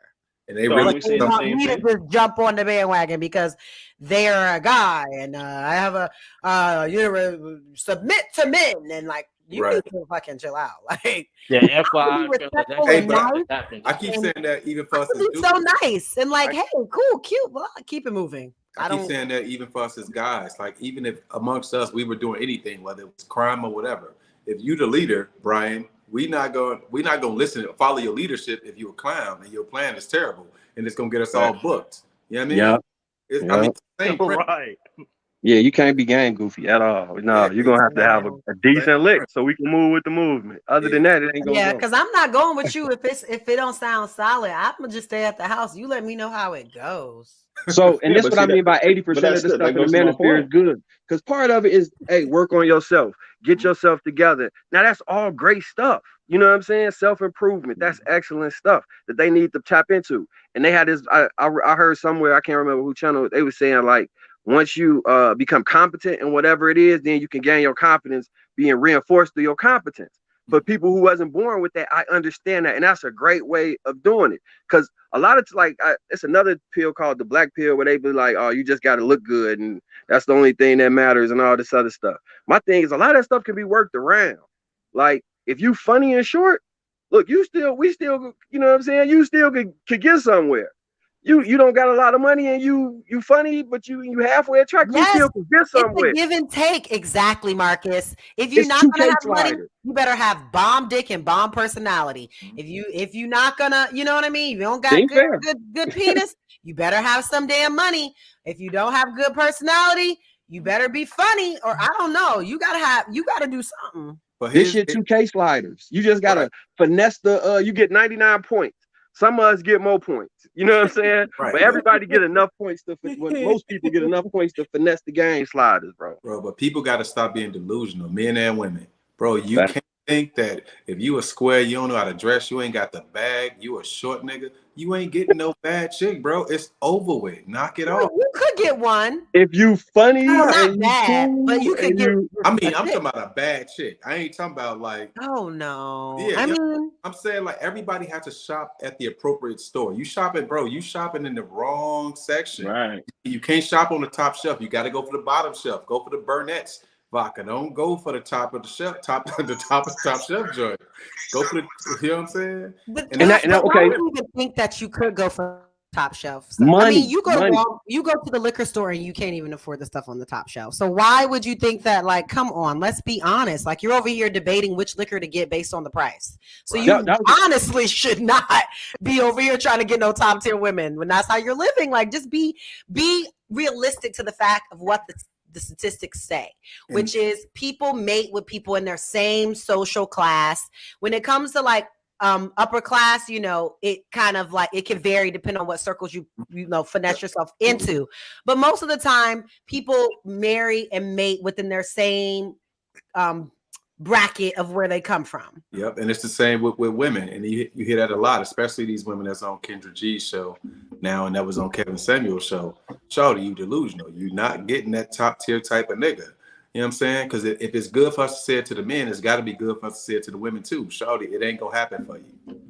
And did y'all see that meme that said if you 35 plus and you never had a rich nigga like fly you out or do something with you, it's over. You should just forget about it. And I 100% agree with this. If this was not happening to you when you was 18, 20, girl, it's not gonna happen. Like, just try to find a plumber. Plumbers make good money, about 100K. Plumber's great. You can find a plumber making 100K, 150 even if he got his own company, 200, and you can live a good life. Yeah, they really can live. Go after ballers that are not, unless you're going after retirees that are in their 60s, then that's what you need to be aiming for, like older, because you're still young to them. Right. Mm-hmm. But like, don't be trying to like, come on, be realistic. If they was not flying you out and spending money on you when you was 18, 21, 25, they're not going to. Not gonna happen. It's not gonna happen. You can hang that up. Or let's say it's a very low likelihood. It's less likely than it was when you were 25. It is. You know what I'm saying? I mean, unless you got your body done, then but you what might Kayla said is what Kayla said is right. Be realistic. You just gotta shop in the older stores. Go to an older. Yeah, you go to the retirees. You can happen. The older, because they 60 something, you 35, you 40, you still young to them, right? Because they know that women in their 20s are not going to necessarily be actually really sexually attracted to them, right? Whereas like a woman that's 38, 39 could actually be attracted to someone in their late 50s, 60s. Mm-hmm. That is comparable. But like some girl that's 21, she really only with you for the money. You know that. I know that. We all know as soon as the next nigga comes along, she's gone, or she's still fucking a young nigga that she's actually attracted to on the side. Like you know this. So if you are 35, 40, then you should go for 55, 60, 65. Mm-hmm. Yeah. You do realize you're saying the same thing as Kevin Samuels right now, right? Yeah, KS was right about a lot of stuff. I don't know. Yeah, I didn't follow him like that. I don't know. He's right about a whole lot. Because you see what you're doing right now is being realistic.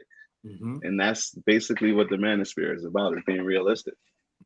But even in that, women don't know how to leverage those opportunities. I'm sorry to say. We found out Kayla got red pill tonight. I'm red. How am I red pill? I'm just speaking on my own experience. In terms she got around some real ones in there. She started acquiescing a little bit. I mean, because I've done like I do this, so I know what I'm doing. I'm just saying I've seen a lot of other girls that don't know what they're doing, and it's very sad that they wasted their youth and their beauty and they didn't get anything out of it. I mean, Yeah, motherfuckers that have a hot girl summer for 10 summers and then look up, and ain't get shit. And it's a wrap. Ain't do nothing. Ain't get no nigga, ain't get no money, ain't start no businesses, ain't did nothing but getting slutted out, and you ain't getting nothing in return. This is that's crazy. You know what it's like? It's like at one point Michael Jordan was the best basketball player ever, right? He only played for 13 years. At some point, he transitioned out of the league, and a younger, more skilled players transitioned into the league. You know what I'm saying? Even the greatest of all time have their run. Then the younger version of them is their time. Yeah. If people thought about dating like that, we don't age in reverse. You know what I'm saying? You only in your 20s once. You gotta capitalize on it. You have to. I still hear. I take that back. Men actually do until like 35. About women. Oh yeah. I was gonna say because for some reason, like I feel like the older that I'm getting, the more it's becoming like, maybe you know what I'm talking about, Sean. It's you're growing into your looks. I feel you. I feel what you're saying. It's getting a little like it was, but it's getting, you know what I'm saying? And I also think that may have a lot to do with men not approaching women or talking to them like they did in the past. So that might be changing the game slider. Because if the majority of men are like, man, I'm not about to talk to these women, they just want money, or I don't have enough, or if they self-esteem is, or they self-worth is at a point where they don't feel competent or adequate to go talk to these ladies, that creates a void. And that void becomes a lot more engaging when they get around men they really are attracted to. I can't really tell if it's that or age and what's happening. Because I've been on a lot of the Red Pill channel because I enjoy the content. You know what I'm saying? Okay. And I don't, maybe my view is skewed. I leave room for that because I be listening to a lot of their stuff that maybe a lot of men are kind of moving in that realm, but I'm not really sure. I don't know if y'all having the same type of experience. it's like no, I see what you're saying. As you know, as you get into age, you get more confident. You finally get your swag down, and you know, think about it too. Basically, you don't have every conversation you're gonna have. What I mean by that is, when you're 13, you say hello to a girl. She says, "Leave me alone." You say, "Okay." So now you know, okay, a girl might tell me, "Leave me alone." So now you talk to the second girl. You're expecting, okay, I could get a "leave me alone." By the time you talk to 1,000 women, you don't have every conversation. So you're a lot more fluid in your speech, and things just flow, and you're just more confident, and women like that. So you grow into it. But also, as we grow, we get more resources. You know what I'm saying? We get more resources. We get more experience. We get more perspective. I mean, you know, you're supposed to. You know what I'm saying? As opposed to in college, like, you know what I'm saying? Most of us were poor. Okay, I got you. You know what I'm saying? Like, straight right. poor. So my situation is slightly different. Like I played for UConn, was #1 team in the nation, won national championship with them. It's All-American high school, all of that. So it was crazy back then. It's just different now. Like I'm a Q, like I'm 6'7", you know what I'm saying? Like, and I always, you know, I'm from the crib, so you know what I'm saying. You know what the mouthpiece look like. Hot boy. How old are you, Marcus? Yeah, that, 38. So you know, you was a hot boy. You was a hot one. Super hot. Oh. Yeah, Marcus, super. so you know Dockery then, right? Yeah, Doc. Me and Doc played in the Olympic. He was my roommate. Me, him, and LeBron James was roommates in what was that? What's the mountains? Well, at the Junior Olympic game. Yeah, like true story. Whatchamacallit stole my, you know, the chosen one, the shoe that LeBron first came out with. He stole that shit from me. He stole the name. Like I had the tattoo at 15. He was my roommate. We ain't had no TV for a week and a half. And what was it? Idaho Springs. I can't think of the place right now, but we was like in the mountains or whatever. Right. And me, him, and Dockery was roommates for a week. And I explained to him what the tattoo meant, all of that shit. And then he come out with the shoe. I'm like, wow. Yeah. I seen him in LA when I was playing with the Lakers D-League team, and he showed me a whole lot of love though. So I was like, all right, whatever. I still kind of felt the way, you know what I'm saying? Like, check. Yeah, but you also have to understand, Marcus, your situation is different than a lot of other men that don't have like a lot of shit going on. You know what I mean? Like they don't got the height, they don't got the swag, they don't got careers, they don't have those things. And I think that, you know, Logic will get on there. Oh, men and these social media, women. Oh no, talking about women want this social media life, but I think men do too. Men think that they deserve these kind of women that they see on social media. When, sir, that girl that lives, you know, in your building or like that you see at the gym, you know, in your neighborhood, that's more so the person that you should be pursuing. And they don't. And then they wonder why. And then they're mad at beautiful women like me. They'll get mad at me that I don't, you know, say things they want to hear or pander to their little feelings and their ego and shit. You know what I mean? Yeah, no. That was really what my question was though. Cause I'm saying like, even when I was doing all that stuff, it was like at a level, but after like 35, it changed and it became way more aggressive. And I was wondering, is that an age thing or is that due to a lot of men not actually approaching women no more? Well, like I said, I think it could be an age thing because you just get more sexual in your 30s. You get more confident in yourself.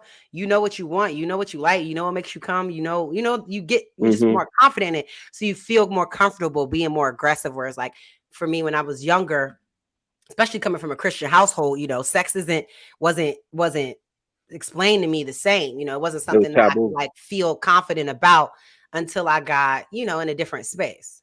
Right. No, I can see that. I can see that.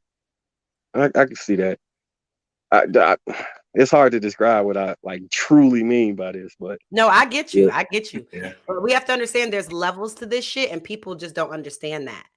They don't understand that. Just like certain women have different access to finesse certain things, the other women don't. And that's why some of us don't got to be pick-me's, because somebody going to pick us regardless. But you have to be a pick-me for somebody to pick you, because they got to like you they got to like pursue you for deeper reasons than what the average person pursues a person on, which is like how they look, personality, those surface things. Then they, you know, go deeper. You got to present the deep stuff because you don't have the exterior to be able to attract men the same way. That's what I be trying to say when they be saying like, oh, if you a single mom, you ain't gonna get nobody. Boy, you a fucking lie. For person who don't want no more kids. Men do not care about that shit no more. You have to have a kid. That's a requirement. You know what I'm saying? Like, man, look, you better come with one because I ain't gonna give you one. You hear me? At what age you felt like that? Thing, bro. Like, I think with a bunch of this, with the red pill stuff, with the women and things like that, it's like politics. It's like you got people that may be a Democrat or Republican, then you got the far right and the far left. And it's these extremes. Everybody want to rush to the extremes of everything. Right. You know what I'm saying? And they try to make you feel like it's a bad thing to moderate. And like you said, Marcus, to have nuance. Fuck those extremes. You know what I'm saying? Like, find your niche. Most people not extreme anyway. Most people in the middle of wherever they're at. They're halfway from the middle and halfway from the extreme. No one is, I think, really in the middle or at the extreme. Everybody's in the gray, I feel like. Let me pose this question then. What's up? If 90% is, let's say something has a 90% success rate and a 10% failure rate, should we promote the 10%? Like, or like a better way of saying it is, if you get struck by lightning, it's a 99% chance you'll die, right? Should we tell people it's okay to get struck by lightning because of the 1% chance you won't die? Or should we say, you know what, the majority? I think it depends on what the reward would be for that 1%. Because we would argue that some things are worth it. You know what I'm saying? So I would have to know what that small percentage was. What would be the ROI on that? Well, it goes back to the previous statement, like being, having hot girl summer for 15 years. Like, okay, 2% of the women that do that, okay, are gonna still get the high value, quote unquote high value or whatever, right? 666 man, whatever.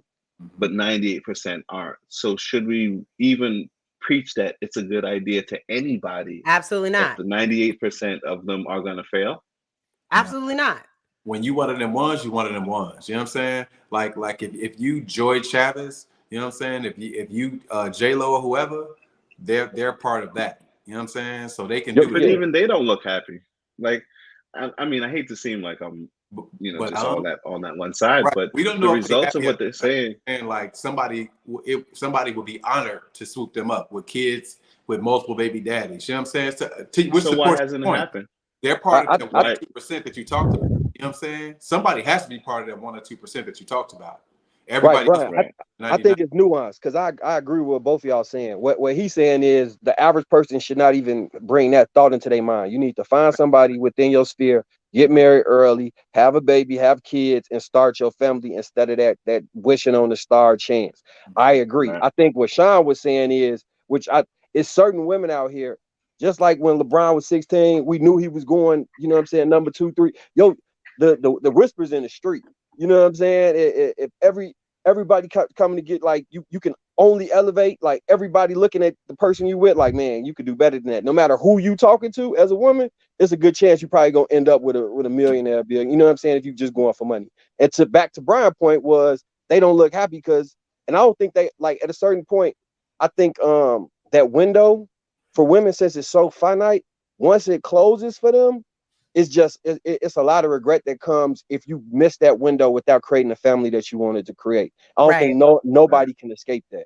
Like, out of all my accomplishments, my family, my major one though. Like, for me as a man, that's my major one. So I can only imagine if I had a time clock, how that shit would feel.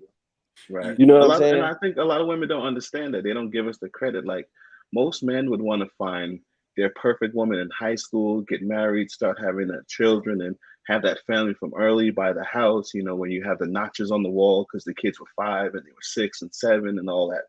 That's what most people want. But it seems like people are just not agreeable at those ages where they have or even have the sense to say, you know what, we're both young, we should get together and start this legacy. Mm-hmm. It just doesn't happen anymore. Why do you think that is? Men want that just as much as women do. Why do you think that is? Do you think it's like the option syndrome that people have, the FOMO of like, you know what, this is a good person, let me go ahead and get out the game and do that? Do you think that they feel like, oh, I feel like I can get somebody better, so they don't do it? I think both men and women always be like, I can get somebody, I can do better, I'm young. It's too early to settle down with and that's the problem, because it's not about finding better. It's about finding the person that's fit for you. There's always going to be a new model car. There's always going to be a new, younger, hotter, richer guy, a guy with muscles, a guy that's fine. There's always going to be more of them. But it's not about that. It's about finding the person that's on the same page as you, that you want to. So should we blame the elders? You understand we're going to age. You understand that. That is a part of it. You know what I mean? It's not. Yeah, but everyone doesn't have Cicely Tyson in the family to preach that at the family reunion. So, like, at what point do the elders become responsible and say, you guys, like the pull up your pants generation. Remember that? Pull up your pants, pull up your pants, pull up your pants. Yeah. There's no preaching to the kids now. Like, hey, this hot girl summer shit, it's cool and all that, but you ain't gonna get. That's what I said earlier before I brought anyone on the panel. I'm like, if you're in college, be safe, explore your options. Don't be thotting out here, but definitely explore your options and have fun. But after that, I feel like you should be being intentional about everything you're doing with your life. Right, but people this 15 years thing, like who's actually doing that? Because I know I definitely didn't. I was wasted 7 years, with someone thinking that we're gonna get married. So, Yeah, I think a lot of women got finessed recently too. The chick who was a 24-year-old chick at the time preaching hot girl summer, she's been booted up since she's been in the industry, basically. You know what I mean? And she got grown-ass 40-some-year-old women talking about having a hot girl summer. Yeah. A lot of the women do. If you've noticed, a lot of the women, like the rappers and stuff like that, whether it's Nicki Minaj, Lotto, they all got JT, they all got boyfriends and husbands and men that even Cardi, you know what I mean, that they are with and stuff like that. I think that because they had the hot girl summer, then got with those men. That's why they're promoting that, because they were able to do it and still secure a good guy. And that's why I think they're promoting that. But regular women don't understand that you don't have that same access because you are not a famous rapper, entertainer, whatever. So men don't see you the same. I know the manosphere pushes this whole women, men don't care about what a woman does. But if you have status and money as a woman because of whatever it is that you do, men do care about that. They do look at that, especially if there's someone that's on or trying to get on. They definitely that ain't a big factor for me, but in the sense I can of see how somebody else can care.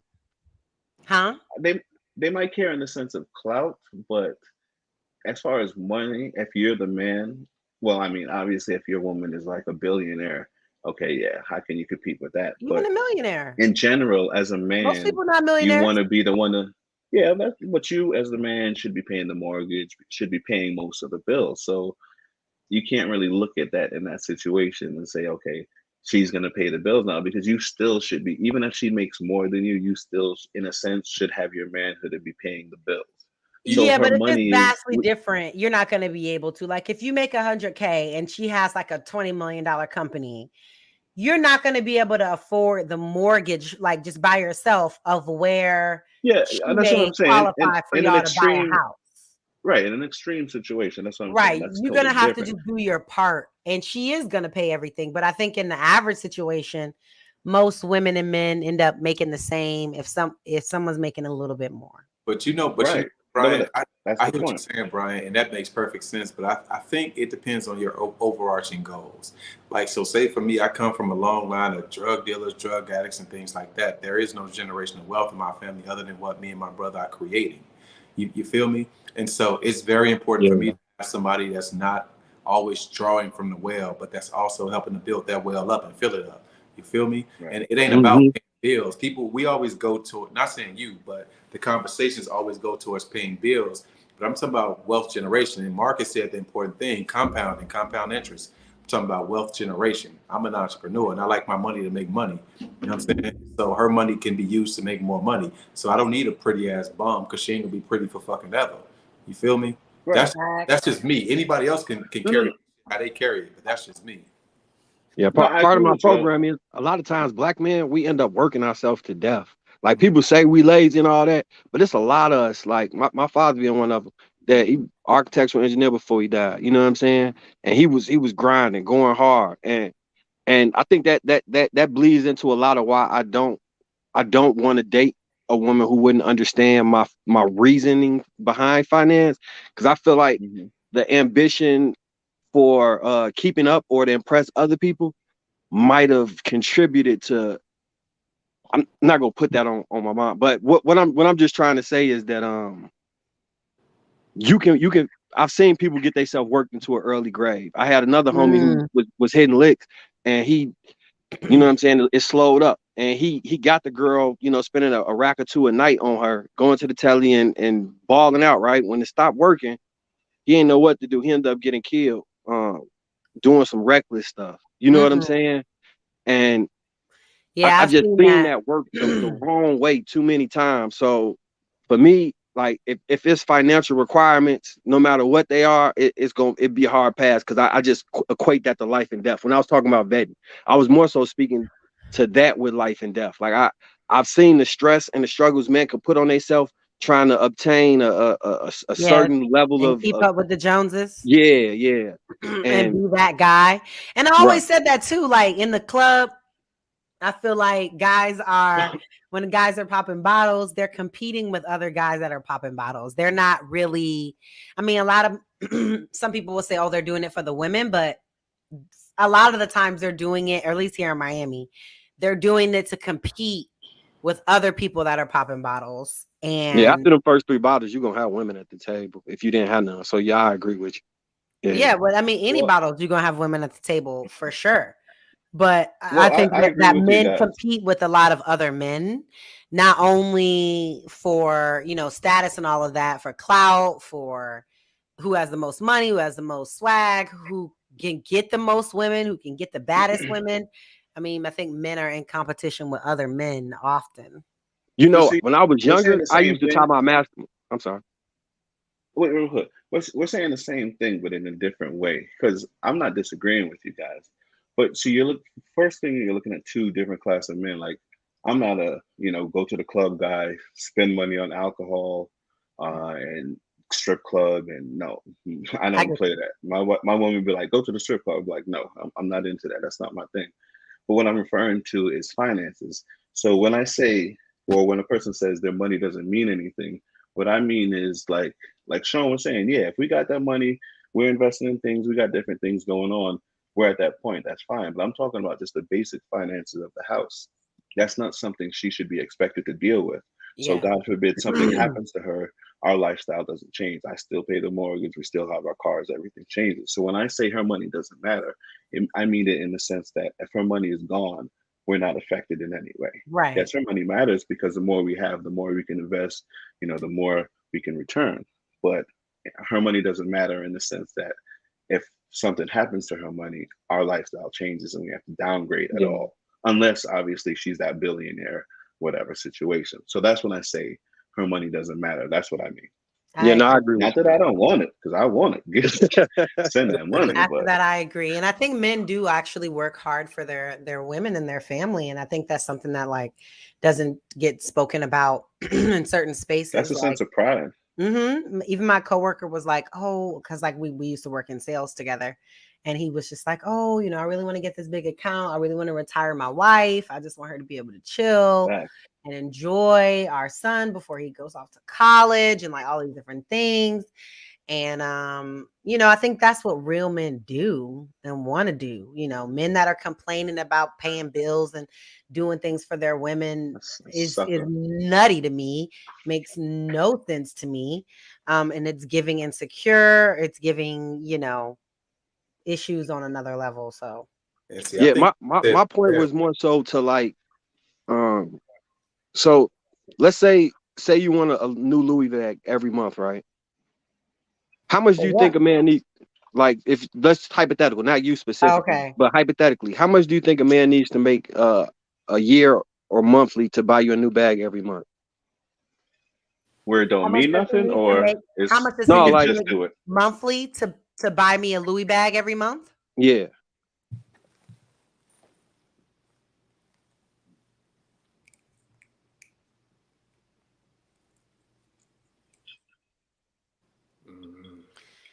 I would probably say like every single month, I would probably say like between 40 and 50K a month, right? And if he didn't make that, you wouldn't put that. So if he didn't make that, let's say he made $70K for the year, what type of expectations would you put on him for the year? I'm just saying hypothetically. Like, does it transfer across? Because what I'm saying, like, if say somebody don't make that much money, right? But you have an expectation, and a lot of times, if men haven't dealt with women, they can be easily enticed into doing extra shit in order to provide for that woman. So what I'm saying is, how do women understand that, like, that he damn near sacrificing his life to qualify or to make sure you feel taken care of, and like they say, men tie their success or they working to their manhood, right? And if you want something that he can't provide, what type of position or what type of grace are you get what I'm asking? Yeah. Like, are you gonna clown him, or are you gonna be like, hey, he might get it next time? Right. Well, like I said, I think I do it based on like where he's at. So right.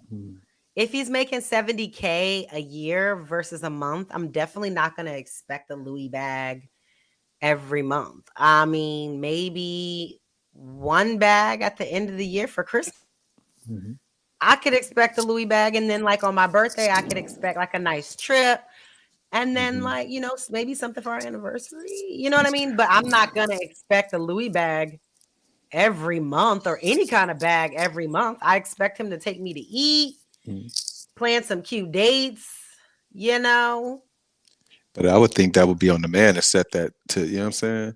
You got to assert this is what it is and this is what it ain't. Period. You know what I'm saying? So you got to get the fuck on down the road if you got unrealistic expectations. Right, I agree. I was trying to get a good understanding on, because a lot of times, like, you will see women that go viral, and you know the smallest number have the loudest voices, right? Like, what's her name? Sweetie, how do you say her name? Sweetie. She was talking about she wanted a Birkin bag. Don't talk to a man if he's not buying you a Birkin bag, right? What's the base price of that bag? Oh my god, that was so stupid. She was being stupid because she's been dating 7-figure dudes, and I think that she forgot about average people. If a girl start believing that and start, that was my point. She was out of her mind when she said that. I think she was just overall saying that if you are with a man, then he should be treating you good and doing things for you. If you have a man that's making $70K, maybe he should be buying you, you know, a coach. No, he shouldn't. He should be investing that money for your future. He should be investing, but I'm saying when it's time for a gift, he should be buying a coach bag. And then if you have, you know, a 6-figure nigga, then maybe he can buy you the Louis. And if you have $1 million nigga, it's different. You have to, as long as your man is taking care of you at whatever level he's at, whether he's at the Masons level, the Neiman's level. For clout. They don't understand. If they said to me, you know what, I understand the appreciation of the bag and understand, you know, if I take care of this bag, it's going to be worth this. And it was looked at as an investment. I could kind of respect it a little bit, but they don't even see it as that. They just want it to want it. And I can't respect that. Well, if you're talking about an investment, then buy me a Rollie. That's the better way to spend $5K, because that's going to more than likely appreciate. Right. I could respect that. I could definitely respect that. So I would take a Rollie over a bag. I would say the man chose the wrong woman overall, though. If you feel like land and shit like that is more important, which I do, and she values bags, then y'all ain't the right person for each other. Hell yeah. And I think especially if that's something that y'all don't have. Right. Y'all have all the things, and that's different. But if, like, for sure, I would take some land, a complex, a duplex. Right. Like all these conversations in this space, like they attack the person's preference or the person's standards instead of saying, you know what, you ain't the right person for me. I'm gonna go get the person who has the standards that I fuck with. You know what I'm saying? Those standards are your standards. Shit. Yep. It is what it is. Yeah, I think that needs to be made a lot clearer to men and to young women. Because although she was speaking like she wasn't actually serious, maybe, I don't know. A lot of young women, like Brian said, took her serious. They believe that. And then they put these type of expectations on 19-year-old boys. It's crazy. 21-year-old boys. Yeah. Just like that story we saw, the girl that was mad that her man didn't pay for 18 of her friends at her birthday dinner. That shit was ridiculous. What in the fuck? Y'all look like children out here. What are you talking about? Hey, somebody No woman you want to be with long term would try and put you in that situation because that's y'all future. Why would she be squandering y'all future? I don't know what that birthday thing you're talking about, but let me ask a question. Did he invite everybody? Because I live in Atlanta now, but I'm from New York. And the way I was raised, if you invite people, you pay. So if my girl is having a birthday and I invite 20 people, I'm paying for 20 people. Down here, the way they do it, everybody looks at the check and be like, I had this, I had that. I'm like, okay, if that's how y'all gonna do it. In the video, it seemed to me like he didn't even know how many people was really coming. It seemed like she just invited him to the dinner. You know what I'm saying? Okay. Because why would he be shocked? Why would they be having this argument if they had this conversation before? I feel like they was just having a dinner, and then all of a sudden she just had, not all of a sudden, but maybe she just didn't tell him, or it could have been all of a sudden all these people show. I mean, 20 people. I mean, come, 20, including himself. That's 20 people. I mean, come on. Oh, so I heard, okay, now someone in the comments is saying that video is fake, whatever. But in general, I do think that there's a culture that's promoting people doing and I hope that it's not pushing men to do illegal activity, trying to compete and have this bag in order to be able to do these certain things. You should really know that that is not the way. It's not going to last. And the best thing that you can do is grind and build something residual, and that's legal. Because that's the ultimate way. I mean, it's hard too, because there are people that are young that are getting money. So through legal means. I mean, you have influencers, you have athletes, you have people that do insurance, people that do all like with the internet, it is just millionaires are made every day. But the thing I would tell young men are upset that they haven't found the sauce to make it happen for themselves. Right. The thing I would tell is that, like, some people feel entitled to your bread. I don't give a fuck how much you can see me getting. You're not entitled to shit. I do what I want when I want, and if I don't want to do it, I'm not doing it, and I'm standing on that. I don't give a fuck about none of that. You know what I'm saying? So as a dude, don't be a simp. Don't get finessed up out of your bag just to show some woman you got it, because she's gonna go get it from the next dude too, bro. She will. You know what I'm saying? Don't be a goofy. Yeah. I know you never got pussy like that in your life, but you never will. Just go get pussy you can get and build a real connection with somebody. And if you're unattractive, the best thing that you can do is get married young. Absolutely. While you look the best you gonna look. While you look as best as you're gonna look, and in the best shape that you're gonna be in, because average Americans just gain weight and gain weight and gain weight and gain. It's really only the small percentage of us that like focusing on fitness and shit like that. So the best thing that you could do is just go ahead and get cuffed up, in your mid-20s. After you done took some time for yourself, go ahead and just cuff it on up. Right, but the truth is, if you an unattractive dude and you see that you ain't getting no bad chicks, get you somebody that's on your level. Get you a little booger. And y'all both can become bad together. Y'all both gonna work together, because the number one way that people in the Black community attain wealth is via marriage, by making more money together, because you save money via, we only pay one rent versus you living in your house, I live in my house. Mortgage. That's more money that stays in your pocket, your taxes. There's so much way that you can attain wealth. You can use her credit to buy a house. You can use your credit. Y'all can use your credit together. So many different things.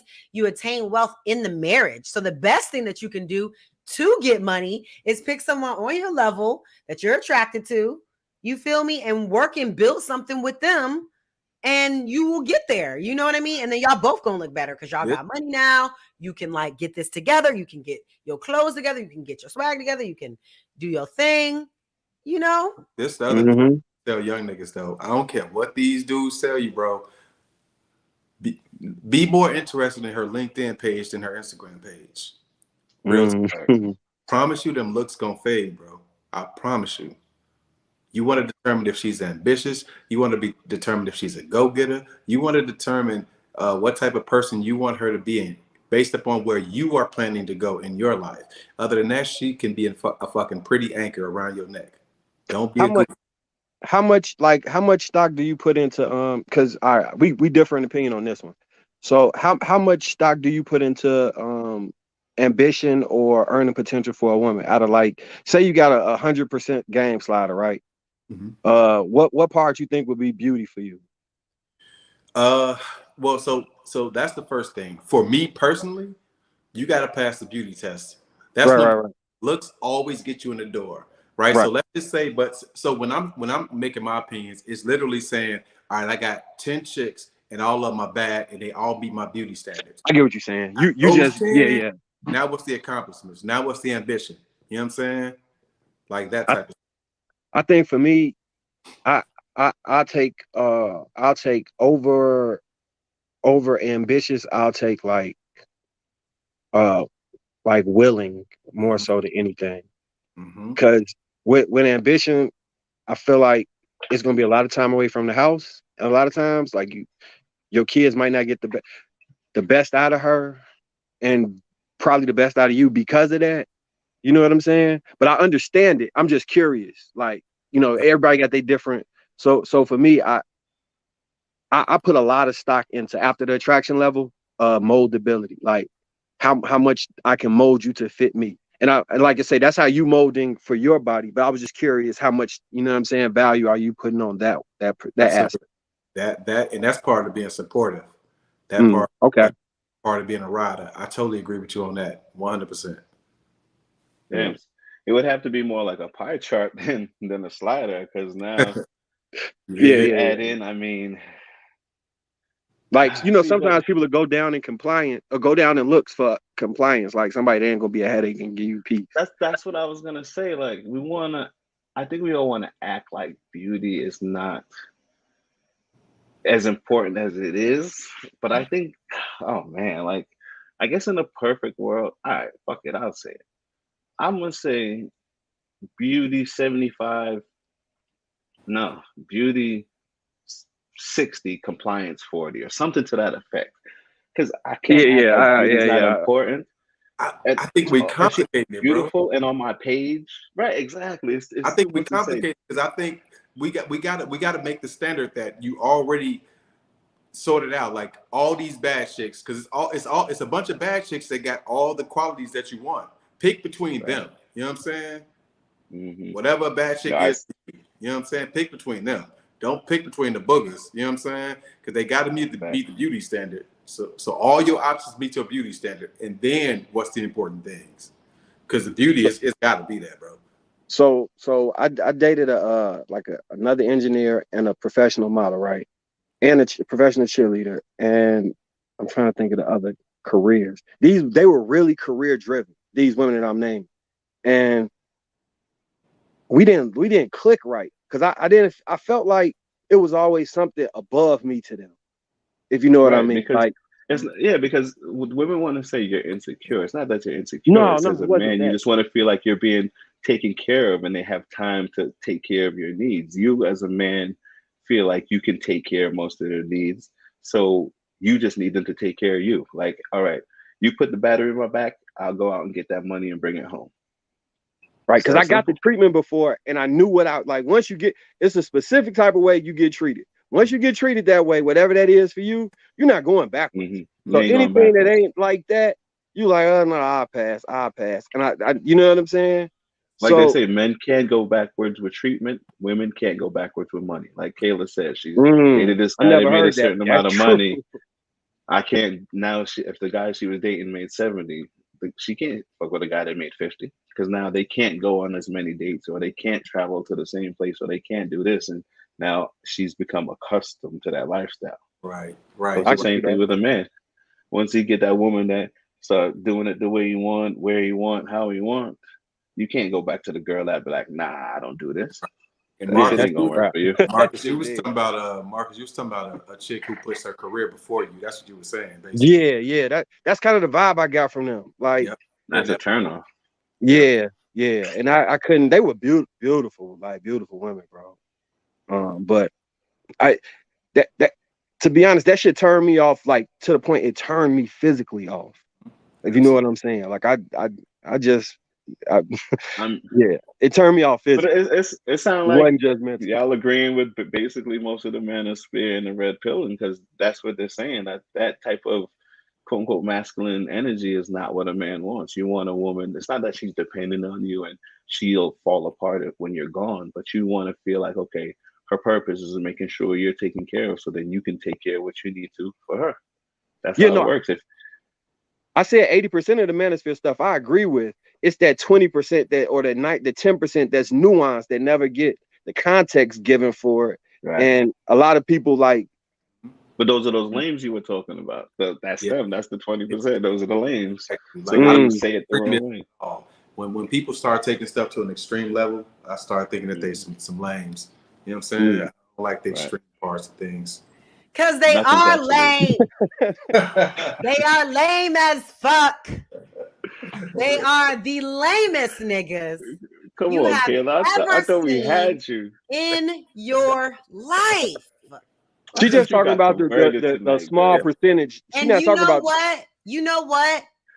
They're mad that the world is modern. And why? You know why they're mad? Because the modern world and the modern woman doesn't, in actuality, need you. Now, that's not true, Kayla. I need a man, of course. Okay. I was going to say that's no. I need a man, of course. What I'm saying, let me break it down because people want to go in other directions. 50 years ago, a woman could not have a bank account. She couldn't vote. She couldn't do nothing without a man. She literally needed him to survive in society. Now she doesn't. So decisions that were made at that time to get a man because you needed one is different. Whereas now I don't need one. So if y'all, we always have this conversation about settling. Mm-hmm. I definitely think there was settling going on back then. Because but you don't need a man because we made it so you don't need a man. Actual protection, first of all, because the police wasn't what it is, especially for Black people. Then, you know what I mean? Like there were so many things that were different. Yeah, but that's the whole 100 point. years ago. You don't need a man because man made it that way. Like for your first example, women didn't vote. Women chose not to vote because voting came with being drafted. So women said, fuck that. I'm not going to fight wars. Right. If that's what voting means. So women chose not to vote for a long time. Right. And two, the world is civilized now. But if we still had saber-toothed tigers running around, you definitely wouldn't be talking that. Exactly. I don't need a man. That's crap. what I'm saying. Things are just different. And people making choices for different reasons why now are they different? Than they used to. So all right, gender, if we had to attribute that difference to men or women. So men made it where you don't need a man. So, all right, I feel like I need one because that's just the way that I was raised and having men around to be men. But I think that women are just a little less willing now to put up with certain things because they don't have to. Whereas like women would be in certain relationships and would stay with certain men because they kind of. Would you say it's mostly financial? Besides financial, I mean, it's not just financial; it's protection. It's. But Kayla, that's been to the detriment of society, though. Like, so do you think we should go back to a time where women couldn't have bank accounts or vote or do certain things? He's just saying we should go back to a time where you let a man lead. I think we should go back to a time where we understood biology and it wasn't, up in the air what a woman was and what a man was and what a necessary purpose for it was. It's not up in the air. They just want to do whatever. No, look, we were what 88% married in the pre-1963, pre-feminism, third wave feminism, all this stuff taking hold. When you like all the disdain that was garnered from men from different like publications and propaganda created this dichotomy between men and women that we talk about today. But I don't think the way we talk about it today was how it was back then. Because my grandmother didn't work. My other grandma did work. Both of those relationships, I seen like different types of ways relationships work. And My mother and her sisters may have shitted on that type of relationship. You know what I'm saying? But the truth is that was the blueprint, because you need a man in the house. No matter what anyone says, if you have children, you especially need a man in the house. You absolutely do. Simple. Right. The answer is simple: welfare. If you read the Moynihan report from 1965, he predicted.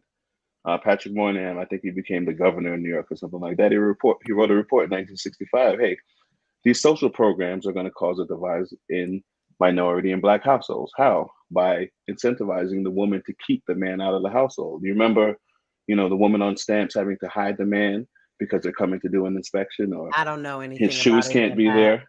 I don't know. Well, that was the case. If a man was found to be in the household, they would lose their benefits. So they were incentivized to keep men out of the house. But we do have to talk about what was going on in the community prior to that, if we're going to go there. So what was going on in your opinion? If you look at it, everything went to shit after Martin Luther King was assassinated. A lot of the people that financed Martin Luther King were targeted specifically in the whole Black Panther thing, in the crack epidemic. And then when you say the financing were targeted, what do you mean? I do you one better. They removed finance the movement. Yeah, the trades financed it. Don't let them fool you about the people who finance things, like who finances Planned Parenthood and who finance. No. I'm not talking about government affiliations. What I'm talking about is the stance against Jim Crow and to put certain things into law to protect Black people. I'm talking about that whole movement of making us fully integrated into the society. You know what I'm saying? After Martin Luther King was assassinated, the people that financed that movement, the people that financed the people going and doing these marches, doing these sit-ins, this shit costs money. The people that supported that movement were targeted by the assassination, assassination of the Black Panther Party, by the crack epidemic and the drug epidemic. Then after that, you had all of the people, people coming back from just people dealing with lots of different other issues, obviously, when it comes to drugs. So then they also took out a lot of education change at that time when the pipeline system started to being built. They took programs out of schools, like you can learn to be a plumber, you can learn to be a carpenter, you can learn to do all these things in high school, and come out of high school with money, with a trade that you could go work to make money for your family. Right. So when you remove that and you put more strains on that ability, now you have to have money to go to college, to do all these extra things, and then you add the crack epidemic in that made Black men socially and economically irrelevant to the Black community. Yeah. And then they said welfare programs, bam, put those in there. You know what I mean? And so, you know what? Since you want to be out in the street doing drugs, I'm about to get on welfare. Right. And then also contributing to the drugs is men being economically irrelevant, not being able to provide for their families, not being able to do that. That brings depression. That is being a man, being able to provide. You know what I mean? And some people go one way, start selling drugs, and some people go the other way and start dealing drugs. Kayla, knowing that was in the pipeline after that. Then the criminalization in the 90s after that. And it just kept going. And now we are in the 2000s and we in a gender war. Right, Kayla, knowing that, what do you think it would be beneficial for that context and grace to be given to men and not these pay standards placed on their heads, knowing all those things come into play? Absolutely. Especially if they're doing the right things to correct the sins of their fathers.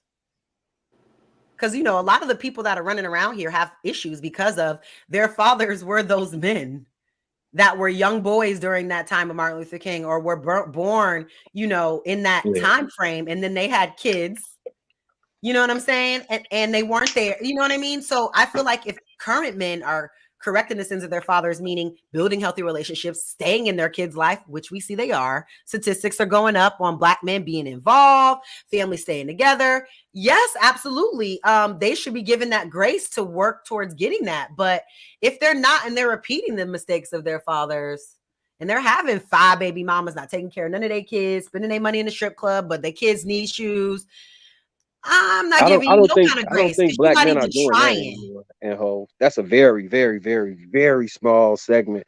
Like, I think men right now, we to the point where excommunicate you for doing some shit like that and not taking care of your family. Like, but for there's real. some men that don't, though. Yeah. And they'll still go out with them, their homeboys, and pop bottles with them, knowing damn well that they don't do nothing for their kids, or you know, got their woman out there at working while you out hanging out. Mm-hmm.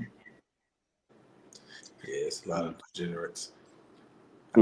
Yeah, it's like Just Jay said, it's very layered. There's not one answer, but I do think that I'm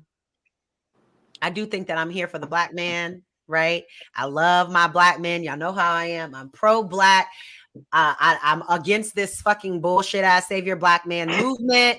Kiss my motherfucking ass with that bullshit. I've dealt with a number of fuck niggas, and I'm never leaving Black men, regardless of what I've been through with them. I'm never leaving Black men. You know, I had my little stint having some fun with some white men, you know, when I was young, but I'm not procreating with nobody white. Wait. Back it up. What you just say? And I cannot wait to have a beautiful Black family. Back it up. Kayla. What you just say? Marcus. Let's go back to what you just say. In between, I had my fun. Rewind 5 seconds. What did you just say? I had fun in my life. My life has been very good. No, Anton, what are you mad about? What are you possibly mad about, Anton? Okay, what, Marcus? What happened? That ain't what you said. Hold on. What did I say?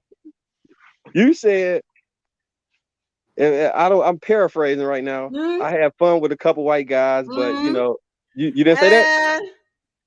Huh? She ain't say that. You know, this is recorded, right? Kayla is down with the swear. Real smooth, though, huh? When I was younger, she actually took a liking to me real quick. They took a liking to me, and they like to do nice things for me, and they actually treated me very good. I just couldn't get with it. Racist. I just couldn't do it. I wanted to though, but I just couldn't do it. I tried. I couldn't do it. Sorry, divestor community. I can't join y'all. I really did try. I cannot do it. I can't do it. Sorry. Nope.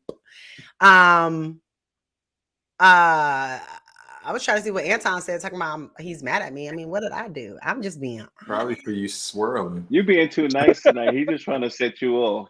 Don't fall for it. Being too nice. I am a really actually. I'm talking about I return.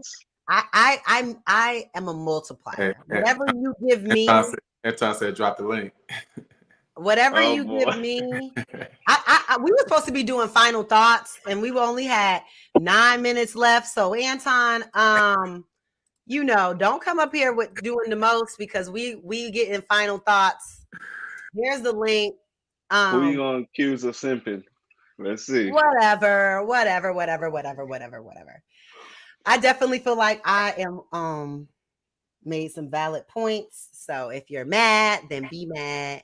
Go play in traffic. I don't know. But yes, so we're gonna get final thoughts. I thought you were dropping the link. I did drop the link. Oh, this annoying ass save yourself, Black men. You know what? Yeah, you should save yourself. Go to work. Oh, that's what that means? Stop worrying about pussy. Go to work. You don't even have enough money to worry about pussy right now. You really should. How much money is in your 401k? Do you have an IRA? Do you have an IUL? What's going on, sir? Yo, so the save yourself thing, what does that mean? Is that like the MGTOW? It's like something out here where they're like, oh, Black men need to date outside their race. We need to go to other countries. Go to other countries and get women. Look this one up. They supporting prostitution culture, talking about go to other countries and get other women. Y'all think these women in these other countries want you for you? No, look. You paying for that, right? I looked into it. I looked into what this was part of my I looked into it. So the understanding of it, Sean, was this. What they saying is that in America, black men don't get treated correctly by the women, right? That was no, I'm just saying this is what they said. And like so because of that, so since traditional gender roles don't exist, right? For the most part. So you're not gonna get a wife that's cooking, cleaning, and giving you sex the way that some men might not get it or whatever, right? And because of that, they feel as though it's unfair to ask the black man to settle for the bargain that you would get in America currently, and that they should go overseas where their money multiplies and the women still have a culture intact. That's their premise from what I understand. I mean, it's like 20 points. I read some of them. I can't remember them all, but a lot of times the women tend to be from like countries that they might consider not so first world sometimes. But what I do find interesting about them is a lot of them don't necessarily not want black women. They were saying they would go to the countries and find black women within those countries.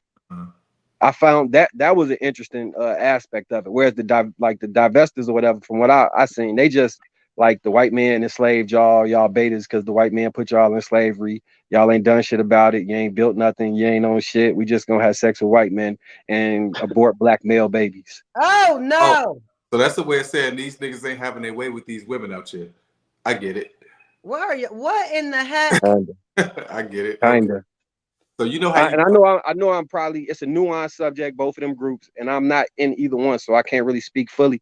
But like I looked into the incel thing, I did, peruse and look into some of this because I like to be informed about stuff. Right. I want to know what's being said to some extent, and if I'm very knowledgeable about it, I can say. But I just know the baseline things. I probably could go into depth with one of them when they could provide the meat. I can add the sprinkles to what I know about them. Right, like I see True Table says the treatment from foreign women is an experience. Bro, if you that nigga, the treatment from domestic women is too, big dog.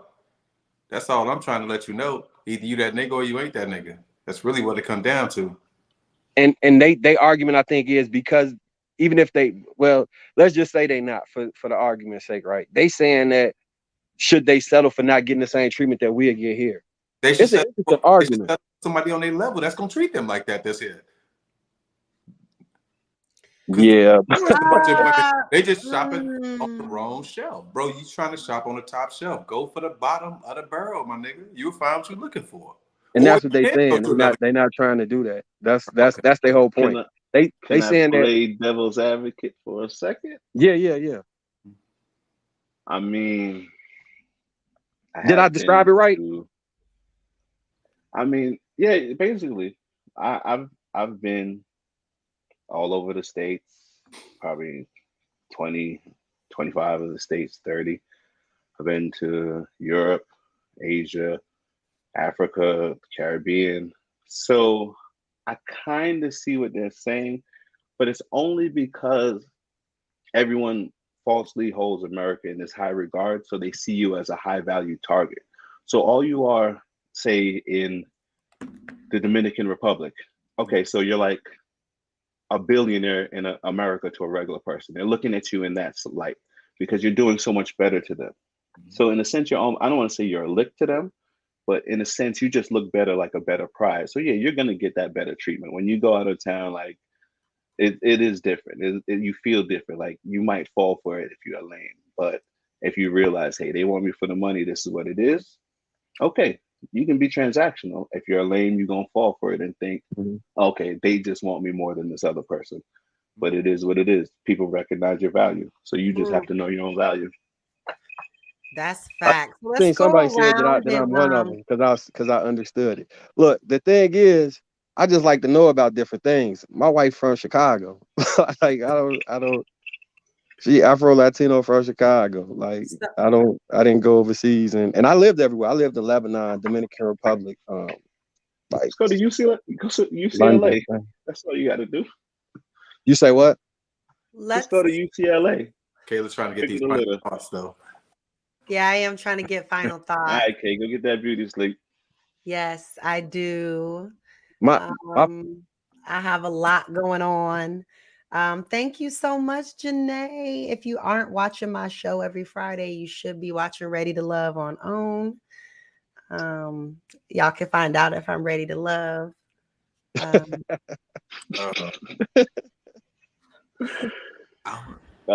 know I'm ready to look good. I know I'm ready to look good, and I'm definitely doing that on there. So yeah. Let me see your hands, Kayla. Put your hands in the camera. Does she got a tan anywhere? You see any tan? A tan? You know, you get the ring tan. Okay. All right. You're not ready to love. I mean, come on.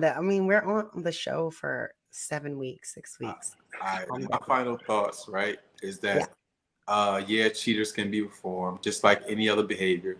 But it is a process. You have to be intentional as a former cheater or recovering cheater. It's really not just about the cheating. It's just about modifying your behavior in general. But you got to be intentional about that shit every day. And it's not something that somebody can force you into or nothing like that. You got to decide that that's what you're not on that type of shit no more.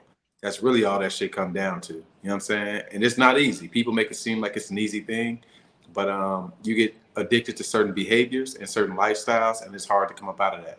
So stop thinking that. The other thing is, stop thinking that people ain't who the fuck they are, though. You know what I'm saying? Theo thing. He is who he is. You know what I'm saying? Facts. Why would you expect something different? People are who they are. And sometimes we're arrogant enough to think that they shouldn't be who they are just for us. Don't be a goofy. That is definitely that ego. That is that ego. We talked about that, I think, on that show with Lauren London. You got to get out of the ego. For sure. Brian, who didn't go yet? Quick final thought. Just want to give you your flowers, Kayla. Your energy tonight was awesome. Great discussion. Thanks, guys. That's what's up. Appreciate you. Y'all. I appreciate y'all so much for coming through. Nice. It's definitely been a good show. Like I said, y'all know, Kay, had to do her thing. It's the little family situation going on. But I appreciate y'all for coming to keep me company. No problem. Solo dolo. And y'all definitely make sure. Are y'all coming to the Lapeef experience? I know you live in Atlanta, Brian, so I know you coming, right? When is it? It's this weekend. I'll be there. All right. What about you, Sean? Marcus? Oh, Marcus said he in Chicago. I'm in Dallas. Dallas. Okay, well, there are people that are flying in, so you don't pepper spray me when I come. I might pop up. Yeah. Pop up, Marcus. I would love for you. We're gonna be taking some questions from the audience, some comments and stuff like that. So it would be great. I'll make the DC whenever that happens, if that's next. Hey, DC is the next spot. That'll be later in the year. So I look forward to that for sure. Well, I enjoyed this. Yes, thank you guys so much for being here. Good building with you, brother. Again, you guys make sure you get your tickets to the Lapeef experience. It is going to be amazing. It's going to be so much fun. Make sure y'all get y'all tickets. Shout out to the sponsors, Steve Hanley. And that is the sponsor. Y'all know how it is. I look forward to seeing you guys next time right here on Kay and Kayla on the Lapeef Network. Good night.